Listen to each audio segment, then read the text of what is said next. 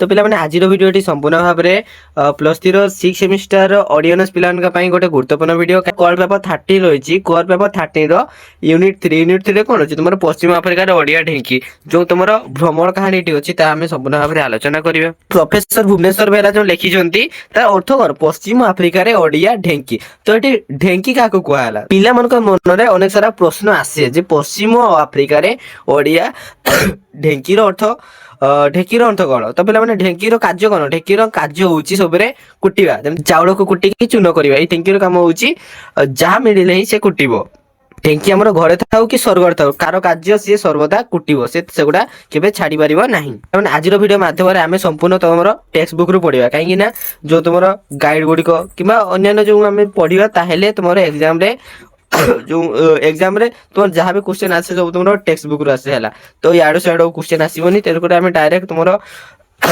Text book माध्यम आलोचना करवा। तो पे भिडियो प्राय गोटे पार्ट माध्यम सर अधिक पार्ट हो पारे तो तथापि चलते आलोचना करवा। प्रथम तुम प्रोफेसर भुवनेश्वर बेहेरा विषय में चलते देखा लेखक परिमिति है चलो देखो ओडिया साहित्य जड़े उच्च कोटीर प्राबंधिकता सहित कौन रम्य रोचक गार्पिक भ्रमण कहानीकार रूप में प्रोफेसर भुवनेश्वर बेहेरा सुपरिचित से कौन लिखिं अनेक सारा प्रबंध लिखिं रम्य रचना लिखिं सहित क्षुद्र गल्प गुड़िक लिखिं आम जोटा पढ़ुचे कौन भ्रमण कहानी से लिखिं से कौन 1/1/1916 मसीह पूर्वतम गड़जात राज्य कौटी ना कलाहांडीर काशीबाहाल कलाहांडीर काशीबाहाल ग्राम जन्मग्रहण करते से केते जनवरी 1 रे है जनवरी 1/1916 मसीह से जन्मग्रहण करते कलाहांडीर काशीबाहाल है पिता नाम हूँ लक्ष्मण प्रसाद बेहेरा पिता नाम कौन पिता नाम हूँ लक्ष्मण प्रसाद बेहेरा कौन मन रहा ना लक्ष्मण प्रसाद बेहेरा और माता का नाम हूँ मोहनप्रिया देवी माता का नाम हूँ मोहनप्रिया देवी और पिता का नाम हूँ लक्ष्मण प्रसाद बेहेरा। देखिए देखो राजप्रदत्त उपाधि जो बेहेरा बोलाउथिबा मध्य कौन सॉरी बोलाउथिले मध्य भुवनेश्वर बेहेरा परिवार सर्वदा कौन गोटे ब्राह्मण भरद्वाज गोत्री थिला गोटे ब्राह्मण परिवार थिला है सी कौन भुवनेश्वर बेहेरा कौन बोलाउथिले ना राजप्रदत्त उपाधि जोगु से बेहेरा बोलाउथिले से ताको कौन से उपाधिटा मिलिथिला बेहेरा किंतु से ब्राह्मण परिवार थिले है देखो तो अरण्य निवासी ब्राह्मण होइतिबा जोगु अरण्यक ब्राह्मण माने जो बण जंगल इलाका रोउथिले से ब्राह्मण तेनको ताको कौन कहा जाउथिला ना अरण्यक ब्राह्मण तथा झारखंडवासी झाड़ुआ ब्राह्मण बोली ओडिशा पश्चिमांचल परिचित थिले झाड़ुआ ब्राह्मण जेहेतु से झारखंडवासी थिले ता सहित बण जंगल अंचल बसवास करुथिले तेणु तांको झाड़ुआ ब्राह्मण कह जाउथिला हैला। तापर देखिया ताकर शिक्षा व्यवस्था से केमिति कौन पढ़ी कौटी केमिति से देखा भुवनेश्वर बेहेरा जेजे गंगाराम बेहेरा कलाहांडीर जड़े कौन मान्यगण व्यक्ति थे भुवनेश्वर बेहेरा जेजे किए थे ना गंगाराम बेहेरा थे से थिले कलाहांडीर जड़े मान्यगण व्यक्ति थे है माने ताकर बहुत ना थिला है से पुओ मानक आधुनिक शिक्षा देवाई कलाहांडीर तत्कालीन एकमात्र भवानीपाटना हाईस्कूल भर्ती कराइतिले। एही परिप्रेक्षी में 1927 जेजे साननाती भुवनेश्वर को जेजे साननाती किए भुवनेश्वर होउछन्ती सबुठ सान है से हाईस्कूल चतुर्थ श्रेणी में पढ़ाई भर्ती कराइतिले कोउटी ना से जो भवानीपाटना हाईस्कूल भुवनेश्वर बेहेरा 1935 मसीह भवानीपाटना हाईस्कूल मैट्रिकुलेशन पास करी विज्ञान छात्र भाव में से ही वर्ष से रेवेन्सा कॉलेज जोग देइतिले है फास्ट पढ़ुते कौन कौन भवानीपाटना देन से रेवेन्सा कॉलेज को आसिले 1948 से फिजिक्स ऑनर्स सहित बीएससी पास करते Bihar college of engineering Patna engineering college row civil engineering पढ़ी 1934 प्रथम श्रेणी में ऑनर्स सहित द्वितीय स्थान अधिकार कर निजर इंजीनियरिंग पाठ को से समाप्त करते से इंजीनियरिंग पढ़ी है देखो तो वृत्ति व्यवस्था से कौन सब चाकरी करते देखा जो आम पर तो सी भ्रमण कहानी प्राबंधिक हेले ता पूर्व से कौन सब चाकरी करते से गुड़ा देख प्रोफेसर भुवनेश्वर बेहेरा जड़े मेधावी इंजीनियरिंग छात्र भाव में 1934 Bihar college of engineering college pass कला ओडिशा प्रदेश PWD तथा ଇରିଗେସନ ରେ ଏକ ବର୍ଷ ସେ ଟ୍ରେନିଂ ନେଇଥିଲେ। ଏହାପରେ ସେ 1945 ମସିହାରେ କଳାହାଣ୍ଡିର ଜଳସେଚନ ବିଭାଗର ଆସିଷ୍ଟାଣ୍ଟ ଇଞ୍ଜିନିୟର ରୂପେ ନିଯୁକ୍ତି କଣ ହୋଇଥିଲେ। ସେହିପରି ଭାବରେ 1945 ଡିସେମ୍ବର 1946 ଜାନୁଆରୀ ବେଳକୁ ଭୁବନେଶ୍ୱର ବେହେରା ଯୁକ୍ତରାଷ୍ଟ୍ର ଆମେରିକା ଷ୍ଟେଟ ୟୁନିଭର୍ସିଟି ଅଫ ଆଇଓଆର ଉପାଧ୍ୟୁତ୍ତର ଜଳ ବିଜ୍ଞାନ ବିଭାଗରେ ଅଧ୍ୟୟନ ନିମନ୍ତେ ପ୍ରବେଶ କରିଥିଲେ। 1947 ଜୁଲାଇରେ ଯୁକ୍ତରାଷ୍ଟ୍ର ଆମେରିକାରୁ ଫେରି କଳାହାଣ୍ଡିର ଜଳସେଚନ ବିଭାଗରେ କଣ ଇରିଗେସନ ଇଞ୍ଜିନିୟର ଭାବରେ ନିଯୁକ୍ତି ହୋଇଥିଲେ। କଣ ଇଞ୍ଜିନିୟର ନା ଇରିଗେସନ ଇଞ୍ଜିନିୟର ହେଲା। ଦେଖନ୍ତୁ 1948 ଅଗଷ୍ଟ ମାସରେ ସେ ଆସିଷ୍ଟାଣ୍ଟ ଇଞ୍ଜିନିୟର ଭାବରେ ହୀରାକୁଦ ବନ୍ଧ ଯୋଜନାରେ ଯୋଗ ଦେଇ ସେ ପ୍ରଧାନ ବନ୍ଧ ନିର୍ମାଣ ଦାୟିତ୍ୱରେ ଥିଲେ। ଯୋଉ ହୀରାକୁଦ ବନ୍ଧଟି ନିର୍ମାଣ ହୋଇଥିଲା ତ ସେଇ ଯୋଜନାରେ ସେ ପ୍ରଧାନ ବନ୍ଧ ନିର୍ମାଣ ସେ ଦାୟିତ୍ୱରେ ଥିଲେ ହେଲା। ଏହାପରେ ଓଡ଼ିଶାର ପ୍ରଥମ engineering college university college of engineering ବୁର୍ଲାରେ ସେ ସ୍ପେସିଆଲ ଅଫିସର ରୂପରେ ତତ୍କାଳୀନ ବିଶ୍ୱବିଦ୍ୟାଳୟ କୁଳପତି ଡକ୍ଟର କିଏ ନା ପ୍ରାଣକୃଷ୍ଣ ପରିଜାଙ୍କ ଦ୍ୱାରା ନିଯୁକ୍ତି ହୋଇଥିଲେ। ସେହିପରି 1961 ମସିହାରେ ପ୍ରଫେସର ବେହେରା ବୁର୍ଲା ଇଞ୍ଜିନିୟରିଂ କଲେଜର ଅଧ୍ୟକ୍ଷ ହେଲେ। 1962 ଫେବୃଆରୀରେ ଓଡ଼ିଶା ପବ୍ଲିକ ସର୍ଭିସ କମିଶନ ଦ୍ୱାରା ମନୋନୀତ ହୋଇ ସେ ନୂତନ ପ୍ରତିଷ୍ଠିତ ରିଜିଓନାଲ ଇଞ୍ଜିନିୟରିଂ କଲେଜ ରାଉରକେଲାର ଅଧ୍ୟକ୍ଷ ଭାବରେ ଯୋଗ ଦେଇଥିଲେ। 1971 ଜୁଲାଇରେ ପ୍ରଫେସର ବେହେରା କେତେରେ ନା 1971 ଜୁଲାଇରେ ପ୍ରଫେସର ବେହେରା ସମ୍ବଲପୁର ବିଶ୍ୱବିଦ୍ୟାଳୟର କୁଳପତି ଭାବରେ ନିଯୁକ୍ତି ହେଇଥିଲେ। 1977ରେ ସେ କିଛି କାଳ ପାଇଁ ପଶ୍ଚିମ ଆଫ୍ରିକାର ଲାଇବେରିଆ ଗଣରାଜ୍ୟକୁ ବୈଷୟିକ ଶିକ୍ଷା ସମ୍ବନ୍ଧରେ ପରାମର୍ଶ ଦେବା ପାଇଁ କେନ୍ଦ୍ର ସରକାରଙ୍କ ତରଫରୁ ଯାଇଥିଲେ ଏବଂ ସେ 1978ରେ କଣ ପ୍ରେସିଡେଣ୍ଟଙ୍କ ଦ୍ୱାରା ନିଯୁକ୍ତି ପାଇ ସେ union public service commissioner member ରୂପେ ଦିଲ୍ଲୀଠାରେ ଯୋଗ ଦେଇଥିଲେ। 1981 ମସିହାରେ ଅର୍ଥାତ୍ କେତେରେ 65 ବର୍ଷ ବୟସରେ କେତେ ବର୍ଷ ବୟସରେ ନା 65 ବର୍ଷ ବୟସରେ ଏହି ଅନୁଷ୍ଠାନରୁ ଅବସର ନେଇ ନିଜର ଜନ୍ମସ୍ଥଳୀ କଳାହାଣ୍ଡିକୁ ଫେରି ଆସିଥିଲେ। ତାପରେ ଦେଖନ୍ତୁ କଣ ଅଛି ସାହିତ୍ୟିକ ଜୀବନ। ପ୍ରଫେସର ଭୁବନେଶ୍ୱର ବେହେରା ଇଞ୍ଜିନିୟରିଂ କାର୍ଯ୍ୟରୁ ଆସି 1971 ମସିହାରେ ଯେତେବେଳେ ସମ୍ବଲପୁର ବିଶ୍ୱବିଦ୍ୟାଳୟର କୁଳପତି ରୂପରେ ନିଯୁକ୍ତି ହୋଇଥିଲେ ସେତେବେଳେ ଛାତ୍ରମାନଙ୍କର ଭିତରେ ସାହିତ୍ୟ ପ୍ରତିଭାକୁ ପ୍ରୋତ୍ସାହନ ଦେବା ଲାଗି ସେ କଣ ସପ୍ତର୍ଷି ପତ୍ରିକାର ପରିକଳ୍ପନା କରିଥିଲେ। ତାହେଲେ ସେ କେଉଁ ପତ୍ରିକାର ପରିକଳ୍ପନା କରିଥିଲେ ନା ସପ୍ତର୍ଷି ପତ୍ରିକାର ପରିକଳ୍ପନା କରିଥିଲେ। ସମ୍ପାଦକୀୟ ଲେଖିବାକୁ ଯାଇ ଲେଖକୀୟ ଜୀବନ ଆରମ୍ଭ ହୋଇଥିଲା। ମାତ୍ର ସେ 2 ଦଶକ ସେ ସାହିତ୍ୟ ଚର୍ଚ୍ଚାରେ ମନୋନିବେଶ କରି ବହୁ ସମ୍ମାନର ଅଧିକାରୀ ହୋଇପାରିଥିଲେ। ସେ ଏକାଧାରେ ଜଣେ ପ୍ରାବନ୍ଧିକ ଥିଲେ, ରମ୍ୟ ରଚକ, ଗାଳ୍ପିକ, ଭ୍ରମଣ କାହାଣୀ ଲେଖକ, ଉପନ୍ୟାସିକ ଓ ସୁସମ୍ପାଦକ ମଧ୍ୟ ଥିଲେ। କୋଉ ପତ୍ରିକାର ନା ସପ୍ତର୍ଷି ପତ୍ରିକାର ହେଲା। ତାପରେ ତାଙ୍କର କିଛି ସୃଷ୍ଟି ସମ୍ଭାର ଗୁଡ଼ିକ ଦେଖିବା। ପ୍ରଫେସର ଭୁବନେଶ୍ୱର ବେହେରାଙ୍କର ସାହିତ୍ୟ ସୃଷ୍ଟି ମଧ୍ୟରେ କଣ ରହିଛି ତାଙ୍କର ପ୍ରବନ୍ଧଟି ରହିଛି ଯୋଉ ଶୁଣ ପରୀକ୍ଷ ତା ସହିତ ସହାବସ୍ଥାନ। ଶୁଣ ପରୀକ୍ଷଟି ସେ କେତେ ମସିହା ଲେଖିଛନ୍ତି ନା 1976 ମସିହା ଲେଖିଛନ୍ତି ଶୁଣ ପରୀକ୍ଷ ତା ସହିତ ସହାବସ୍ଥାନ 1979 ମସିହା ଲେଖିଛନ୍ତି ହେଲା ସହାବସ୍ଥାନ ଶୁଣ ପରୀକ୍ଷ ସହାବସ୍ଥାନ।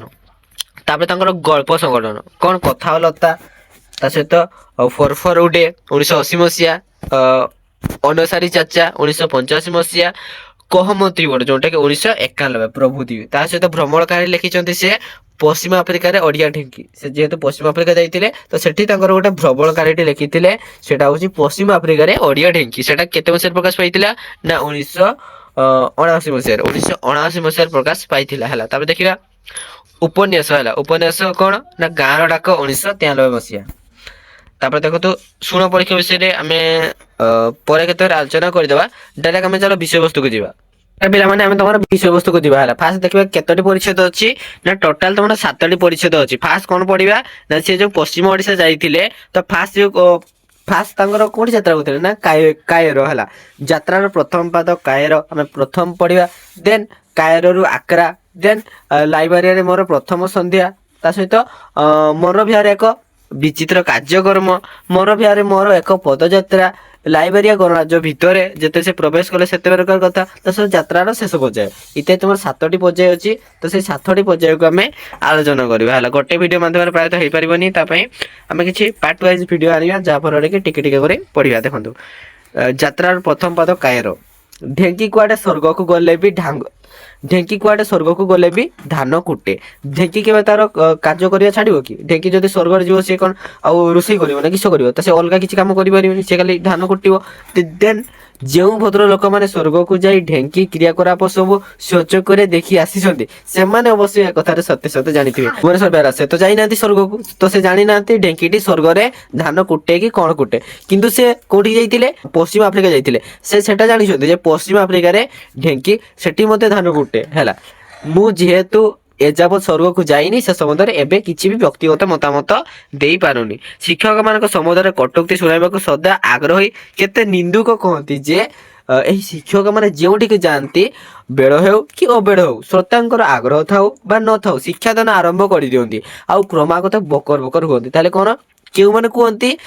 ଯୋଉ ଢିଙ୍କି ଅର୍ଥଟି କେଉଁମାନେ କୁହନ୍ତି? ଏଇଟା ମନେ ରଖ, ନିନ୍ଦୁକ ମାନେ କୁହନ୍ତି, ଯୋଉମାନେ କି ନିନ୍ଦା କରନ୍ତି ହେଲା ଶିକ୍ଷକ ମାନଙ୍କୁ, ମାନେ ଯୋଉମାନେ ପସନ୍ଦ କରନ୍ତି ନାହିଁ, ସେଇମାନେ ସର୍ବଦା ତାଙ୍କୁ ଖରାପ ଦୃଷ୍ଟିରେ ଦେଖନ୍ତି। ସେମାନେ ଭାବନ୍ତି ଯେ ସେମାନେ ଖାଲିଟାରେ ବକର ବକର ହୁଅନ୍ତି, ତାଙ୍କର କଣ ସମୟ ନଷ୍ଟ କରନ୍ତି, ବେଳ ହଉ କି ଅବେଳ ହଉ। ତା ସହିତ ଶ୍ରୋତାର ମାନେ ଯେ ଶୁଣୁଥିବ ତାର ଶୁଣିବା ପାଇଁ ଆଗ୍ରହ ଥାଉ କି ନଥାଉ, ସେମାନେ ତାଙ୍କର ଆରମ୍ଭ ହେଇଯିବେ। ଏକଥା ସେ ଭୁବନେଶ୍ୱର ବେହେରା ଦର୍ଶାଇଛନ୍ତି ହେଲା, ଯୋଉ ନିନ୍ଦୁକ ମାନେ କେମିତି। ତ ଏହି ନିନ୍ଦୁକ ମାନଙ୍କର ଆଖିରେ ତେଣୁ ପ୍ରତ୍ୟେକ ଶିକ୍ଷକ ଗୋଟିଏ ଗୋଟିଏ ଢେଙ୍କି। ତାହେଲେ କଣ ଏଇ ଯୋଉ ନିନ୍ଦୁକ ମାନେ ସମସ୍ତଙ୍କର ଆଖିରେ ପ୍ରତ୍ୟେକ ଶିକ୍ଷକ ଗୋଟିଏ ଗୋଟିଏ ଢେଙ୍କି। ଶିକ୍ଷକଙ୍କୁ ଏଠାରେ କଣ ଶିକ୍ଷକଙ୍କୁ ଢେଙ୍କି ସହିତ ତୁଳନା କରିଛନ୍ତି।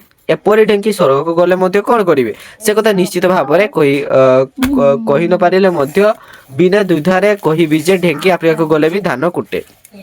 ସ୍ୱର୍ଗର କଥା ତ କହିହବ ନାହିଁ, କିନ୍ତୁ ଯଦି ଆଫ୍ରିକା କି ଯେକୌଣସି ସ୍ଥାନ ଗଲେ ବି ଢେଙ୍କିଟି ଧାନ କୁଟିଥାଏ। କିନ୍ତୁ ଗୋଟିଏ କଥା, ଧାନ ଥିଲେ ସିନା ଢେଙ୍କି ତାକୁ କୁଟିବ କି ନ କୁଟିବ ବିଚାର କରିବ। ଧାନ ନଥିଲେ ଦେଖନ୍ତୁ, ଯଦି ଧାନ ଥାଏ ତେବେ ହିଁ ଗୋଟେ ଢେଙ୍କିଟି ସେ ଧାନଟିକୁ କୁଟିଥାଏ। ଯଦି ଧାନ ନଥିବ ତେବେ ଢେଙ୍କିଟି କିପରି ଭାବରେ କୁଟିବ? ସେ କୁଟି ପାରିବ କି? ପାରିବନି। ତେଣୁକରି ଆମ ଓଡ଼ିଶା ଢେଙ୍କିର ଅବସ୍ଥା ବେଳେ ବେଳେ ସେୟା ହିଁ ହୋଇଥାଏ। ଆମର କାହିଁକି ନା ଦେଖନ୍ତୁ, ବନ୍ୟା ବାତ୍ୟା ମରୁଡ଼ିର ପ୍ରିୟ କ୍ରୀଡ଼ାସ୍ଥଳୀ ଉତ୍କଳରେ ତ ଅନାଟନ ଲାଗି ରହିଥାଏ। ଓଡ଼ିଆ ଢେଙ୍କି ମାନେ ଶସ୍ତା ସୁନ୍ଦର ଓ ମଜବୁତ ହେଲେ ମଧ୍ୟ ଏହି ଢେଙ୍କି ମାନଙ୍କୁ ଅନେକ ସମୟରେ ଧାନ କୁଟିବାର ସୁଯୋଗ ହିଁ ମିଳେନି ପାଖରେ। ସେମାନେ ଯେତେବେଳେ ଯୋଉ ପ୍ରାକୃତିକ ବିପର୍ଯ୍ୟୟକୁ ନେଇକିନା ସେମାନେ ସ୍ପିଚ ଦେବାକୁ ଚାହନ୍ତି, କିନ୍ତୁ ତାକୁ ସୁଯୋଗ ମିଳେନି ହେଲା। ସେମାନେ କିଛି କହିବାକୁ ସୁଯୋଗ ତାଙ୍କୁ ମିଳେ ନାହିଁ। ତେଣୁ ତାଙ୍କୁ ଏଠି ଭୁବନେଶ୍ୱର କଣ କହିଛନ୍ତି ନା, ଓଡ଼ିଆ ଢେଙ୍କି ମାନେ ଶସ୍ତା ସୁନ୍ଦର ଓ ମଜବୁତ ହେଲେ ମଧ୍ୟ ଢେଙ୍କି ମାନଙ୍କୁ ଅନେକ ସମୟରେ ଧାନ କୁଟିବାର ସୁଯୋଗ ମିଳେନି, ଧାନ କୁଟିବାର ସୁଯୋଗ ଦିଆଯାଏ ନାହିଁ। ତେଣୁ ସେମାନେ ଖାଲି ଚଷୁ କୁଟି କୁଟି କାନ ଫଟା ବୃଥା ଢକରକ ଶବ୍ଦ କରି ନିଜ ନିଜର ଭିତରେ କୋଳାହଳ ସୃଷ୍ଟି କରୁଥାନ୍ତି। ତାହେଲେ ଏଠି କଣ ନା, ଯୋଉ ପିଲାମାନେ ଧର ହାଇସ୍କୁଲ ଟିଚର ହୁଅନ୍ତୁ କି ପ୍ରଫେସର ହୁଅନ୍ତୁ, ତାଙ୍କୁ ଗୋଟେ ସୀମିତ କଥା ସେ ଶିଖାନ୍ତି, କିନ୍ତୁ ତାଙ୍କ ପାଖରେ ନଲେଜ ତ ଭରପୁର ଥାଏ, କିନ୍ତୁ ତାକୁ ପ୍ରକାଶ କରିବା ପାଇଁ ତାକୁ ସୁଯୋଗ ମିଳିନଥାଏ। ଯାହାଫଳରେ ସେ ଗୋଟିଏ ହିଁ ଏଠି କଣ ଚଷୁ ଗୁଟି ଗୁଟି ବା ଗୋଟେ ହିଁ ପାଠକୁ ବାରମ୍ବାର ସେମାନେ ପଢେଇ ବା ଢକରକ ଶବ୍ଦ କରି ବୃଥା କୋଳାହଳ ସୃଷ୍ଟି କରିଥାନ୍ତି। ବୁଝିହେଲା? ଦେଖନ୍ତୁ, ଆମ ବିଶ୍ୱବିଦ୍ୟାଳୟ ସବୁ ତହିଁର ଗୋଟେ ଗୋଟେ ନମୁନା। ଯେକୌଣସି ବିଶ୍ୱବିଦ୍ୟାଳୟ ହେଇଯାଉ କି ମହାବିଦ୍ୟାଳୟ ହେଇଯାଉ କି ଆମର ଖାଲି ବିଦ୍ୟାଳୟ ହେଇଯାଉ, ସବୁ ସ୍ଥାନରେ ଶିକ୍ଷକ ମାନଙ୍କୁ ଢେଙ୍କି ସହିତ ତୁଳନା କରିଛନ୍ତି। ଫଳରେ ଓଡ଼ିଆ ଢେଙ୍କି ହୁଏ କଟକୀ ଢେଙ୍କି କିମ୍ବା ସମ୍ବଲପୁର ଢେଙ୍କି, ବ୍ରାହ୍ମଣ ଢେଙ୍କି କିମ୍ବା କରଣ ଢେଙ୍କି, ହରିଜନ ଢେଙ୍କି ଅଥବା ଗିରିଜନ ଢେଙ୍କି। ଢେଙ୍କି ଅନେକ ପ୍ରକାରର ଅଛି ହେଲା। ତାପରେ ଦେଖିବା, ସମ୍ବଲପୁର ବିଶ୍ୱବିଦ୍ୟାଳୟରୁ ଅବ୍ୟାହତ ନେଇ ମୁଁ ଧୀରେ ଧୀରେ ମୋର ଢେଙ୍କିତ୍ୱ ହରାଇବାକୁ ଯାଉଛି। ମାନେ କଣ, ସେ ରିଟାୟାରମେଣ୍ଟ ସମୟର ପୂର୍ବ ଅବସ୍ଥା ହେଲା। ଆଉ କିଛି ଦିନ ପରେ ସେ ରିଟାୟାର ହେଇଯିବେ ହେଲା। ତ ତା ପୂର୍ବରୁ ହଠାତ୍ ଦିଲ୍ଲୀରୁ ଡାକର ଆସିଲା ଯେ ଇସ୍ପାତ ଓ ଖଣି ମନ୍ତ୍ରୀଙ୍କର ଇଚ୍ଛା ଯେ ମୁଁ ତାଙ୍କୁ ଅତି ଶୀଘ୍ର ଦେଖା କରେ। ତାହେଲେ କଣ, ଯେତେବେଳେ ସେ ରିଟାୟାର ହେଇନଥିଲା ହେଲା, ହେବା ପୂର୍ବରୁ ହଠାତ୍ ଯୋଉ ଦିଲ୍ଲୀର ମନ୍ତ୍ରୀ ତାକୁ ଡାକିଲେ, ଇସ୍ପାତ ଖଣି ମନ୍ତ୍ରୀ ହେଲା, ସେମାନେ ତାକୁ ଚାହିଁଲେ ଯେ ଦେଖା କରିବା ପାଇଁ। ତେଣୁ ଭୁବନେଶ୍ୱର ବେହେରା ବୁକୁଚ ପୁଟୁରି ଧରି କେସିଙ୍ଗାରୁ ମାଡ୍ରାସ, ସେ ତାଙ୍କର ଯାହା ଥିଲା ଲଗେଜ ଫଗେଜ ଧରିକି ସେ କେସିଙ୍ଗାରୁ ମାଡ୍ରାସ ଯାତ୍ରା କଲେ। ପ୍ରଥମ ଯାତ୍ରା କଣ, କେସିଙ୍ଗାରୁ ମାଡ୍ରାସ ଗଲେ। ଦେନ୍ ଟାଟା ଏକ୍ସପ୍ରେସ ରେ ଝାରସୁଗୁଡା ଓ ସେଠାରୁ ଉତ୍କଳ ଏକ୍ସପ୍ରେସ ରେ ମୁଁ ଚାଲିଲି ପୁଷ୍ପେଶୁ ମଲ୍ଲି ନଗରେଶୁ ଦିଲ୍ଲୀ ଅଭିମୁଖରେ। ସେ ଦିଲ୍ଲୀ ଅଭିମୁଖରେ ବାହାରି ଗଲେ। ଦେଖନ୍ତୁ, ଯିଏ ଦିଲ୍ଲୀକା ଲଡୁ କଥା କହିଥିଲା ସେ ସତରେ ଠିକ ହିଁ କହିଥିଲା। ମନେ ହୁଏ ଦିଲ୍ଲୀର ସବୁ ଯାକ ଲଡୁ ଯିଏ ଖାଇବ ସେ ପସ୍ତାଇବ, ଯିଏ ନ ଖାଇବ ସେ ବି ପସ୍ତାଇବ। ଦିଲ୍ଲୀକା ଲଡୁ ଯୋଉ ଖାୟା ପସ୍ତାୟା, ଯୋଉ ନେଇ ଖାଏ ଓ ବି ପସ୍ତାୟା। ମଝିରେ ଦିଲ୍ଲୀ ଥରେ ଅଧେ ବୁଲି ନ ଆସିଲେ କିଛି ଗୋଟେ ଅଭାବ ଅପୂରଣ ହେଲା ଭଳି ଲାଗେ। ତେଣୁକରି ସେ ମଝିରେ ମଝିରେ ଯାଆନ୍ତି ବୁଲିବା ପାଇଁ। ଯଦି ଦେଖନ୍ତୁ ସୁଯୋଗ ହରାଇଲେ ପସ୍ତାଇବାକୁ ହୋଇଥାଏ। ଆଉ ଆସିଲେ ଦିଲ୍ଲୀରେ କାହିଁକି କେଜାଣି ମତେ ଅଣନିଶ୍ୱାସୀ ଲାଗିଯାଏ। ସେ ଦିଲ୍ଲୀ ନ ଆସିଲେ ତାଙ୍କୁ ପସ୍ତାଇବାକୁ ପଡେ, ପହଞ୍ଚିଲେ ତାଙ୍କୁ ଅଣନିଶ୍ୱାସୀ ଲାଗେ। କେମିତି ଗୋଟେ ହେଇ ଆସିଗଲା ଭାବ, ସତେ ଯେମିତି କେହି ମହମ୍ମଦ ଘରୀ ଓ ମହମ୍ମଦ ଗଜନୀ କି ମହମ୍ମଦ ଟଗଲକ ଗୋଟେ ହାତେ ଲମ୍ବର ଦାଢି ଆଉ ହାତେ ଲମ୍ବର ଛୁରୀ ଧରି ପଛରେ ପଛରେ ଛପି ଚାଲି। ତାହେଲେ କଣ ଏଗୁଡା ହଉଛି ଆମର ଦିଲ୍ଲୀର ଶାସକ ଗୁଡାକ ହେଲା। ଗୋଟେ ଶାସନ କରୁଥିଲେ କୋଉମାନେ, ଯୋଉ ମହମ୍ମଦ ଘରୀ ତା ସହିତ ଗଜନୀ ଗଜନୀ କି ମହମ୍ମଦ ଟଗଲକ ମାନେ ହେଲା। ଗୋଟେ ହାତେ ହଁ ଦେଖନ୍ତୁ, ଗୋଟିଏ ହାତେ ଲମ୍ବର ଦାଢି ଆଉ ହାତେ ଲମ୍ବର ଛୁରୀ ଧରି ପଛରେ ଛପି ଛପି ଚାଲିଛି। ଆଉ କେହି ଜଣେ କାନ ପାଖରେ କଣ ଫୁସଫୁସ କରିକିନା କହୁଛି ଯେ ହୁସିଆର ହୁସିଆର, ଭଲ ହେଉ କି ମନ୍ଦ ହେଉ କଲିକତାକୁ ବୁଝି ହୁଏ। ଦିଲ୍ଲୀରେ କିନ୍ତୁ ମନେ ହୁଏ ସତେ ଯେମିତି ସହର ଓ ସହରର ସମସ୍ତେ ଗୋଟେ ଗୋଟେ ମୁଖା ପିନ୍ଧିଛନ୍ତି। ଗୋଟିଏ ଅଡିକି ଦିଲ୍ଲୀରେ ଉଦ୍ୟାନ, ଫୁଆରା ଓ ଆଲୋକମାରା, ରାଷ୍ଟ୍ରପତି ଭବନ, ତା ସହିତ ଓସାକା ହୋଟେଲ, ଚାଣକ୍ୟ ପୁରୀ, ଅନ୍ୟ ଦିଗରେ ପୁରୁଣା କିଲ୍ଲା ହେଲା, ଭଙ୍ଗାରୁଜା କବର ଆଉ ନିଜାମୁଦ୍ଦିନ ଷ୍ଟେସନ ପାଖେଇ ଆସିଲା ବେଳେ ରେଳ ଲାଇନ କଡର ଝପଡି ସବୁ। ଗୋଟିଏ ଦିଗରେ ରାଜପଥ, ଜନପଥ ଆଉ ଧାଡି ଧାଡି କିସମ ଗୁଡାକ, ବୋଇଂ, ଜୁଙ୍ଗ, କାରାଭେଲ, ତା ସହିତ ଜେଟ୍ ଆଉ ଏୟରବସ୍। ଅନ୍ୟ ପାଖରେ ଗଧ ଆଉ ଅଟୋ, କୌପିନଧାରୀ ବାପୁଜୀ ଆଉ ତାଙ୍କର ଉପରେ 1 ଟଙ୍କାର ସମାଧି। କେଉଁଟା ସତ କେଉଁଟା ମିଛ, କିଏ ଜଳ ଆଉ କିଏ ମରିଚିକା ବୁଝି ହୁଏ ନାହିଁ। ଆଉ ଦିଲ୍ଲୀର ଏଇ ଧୂର୍ତ୍ତ ଟ୍ୟାକ୍ସି ଓ ଅଟୋ ରିକ୍ସା ବାଲା, ସେମାନଙ୍କର ସତରେ ଜୁହାର।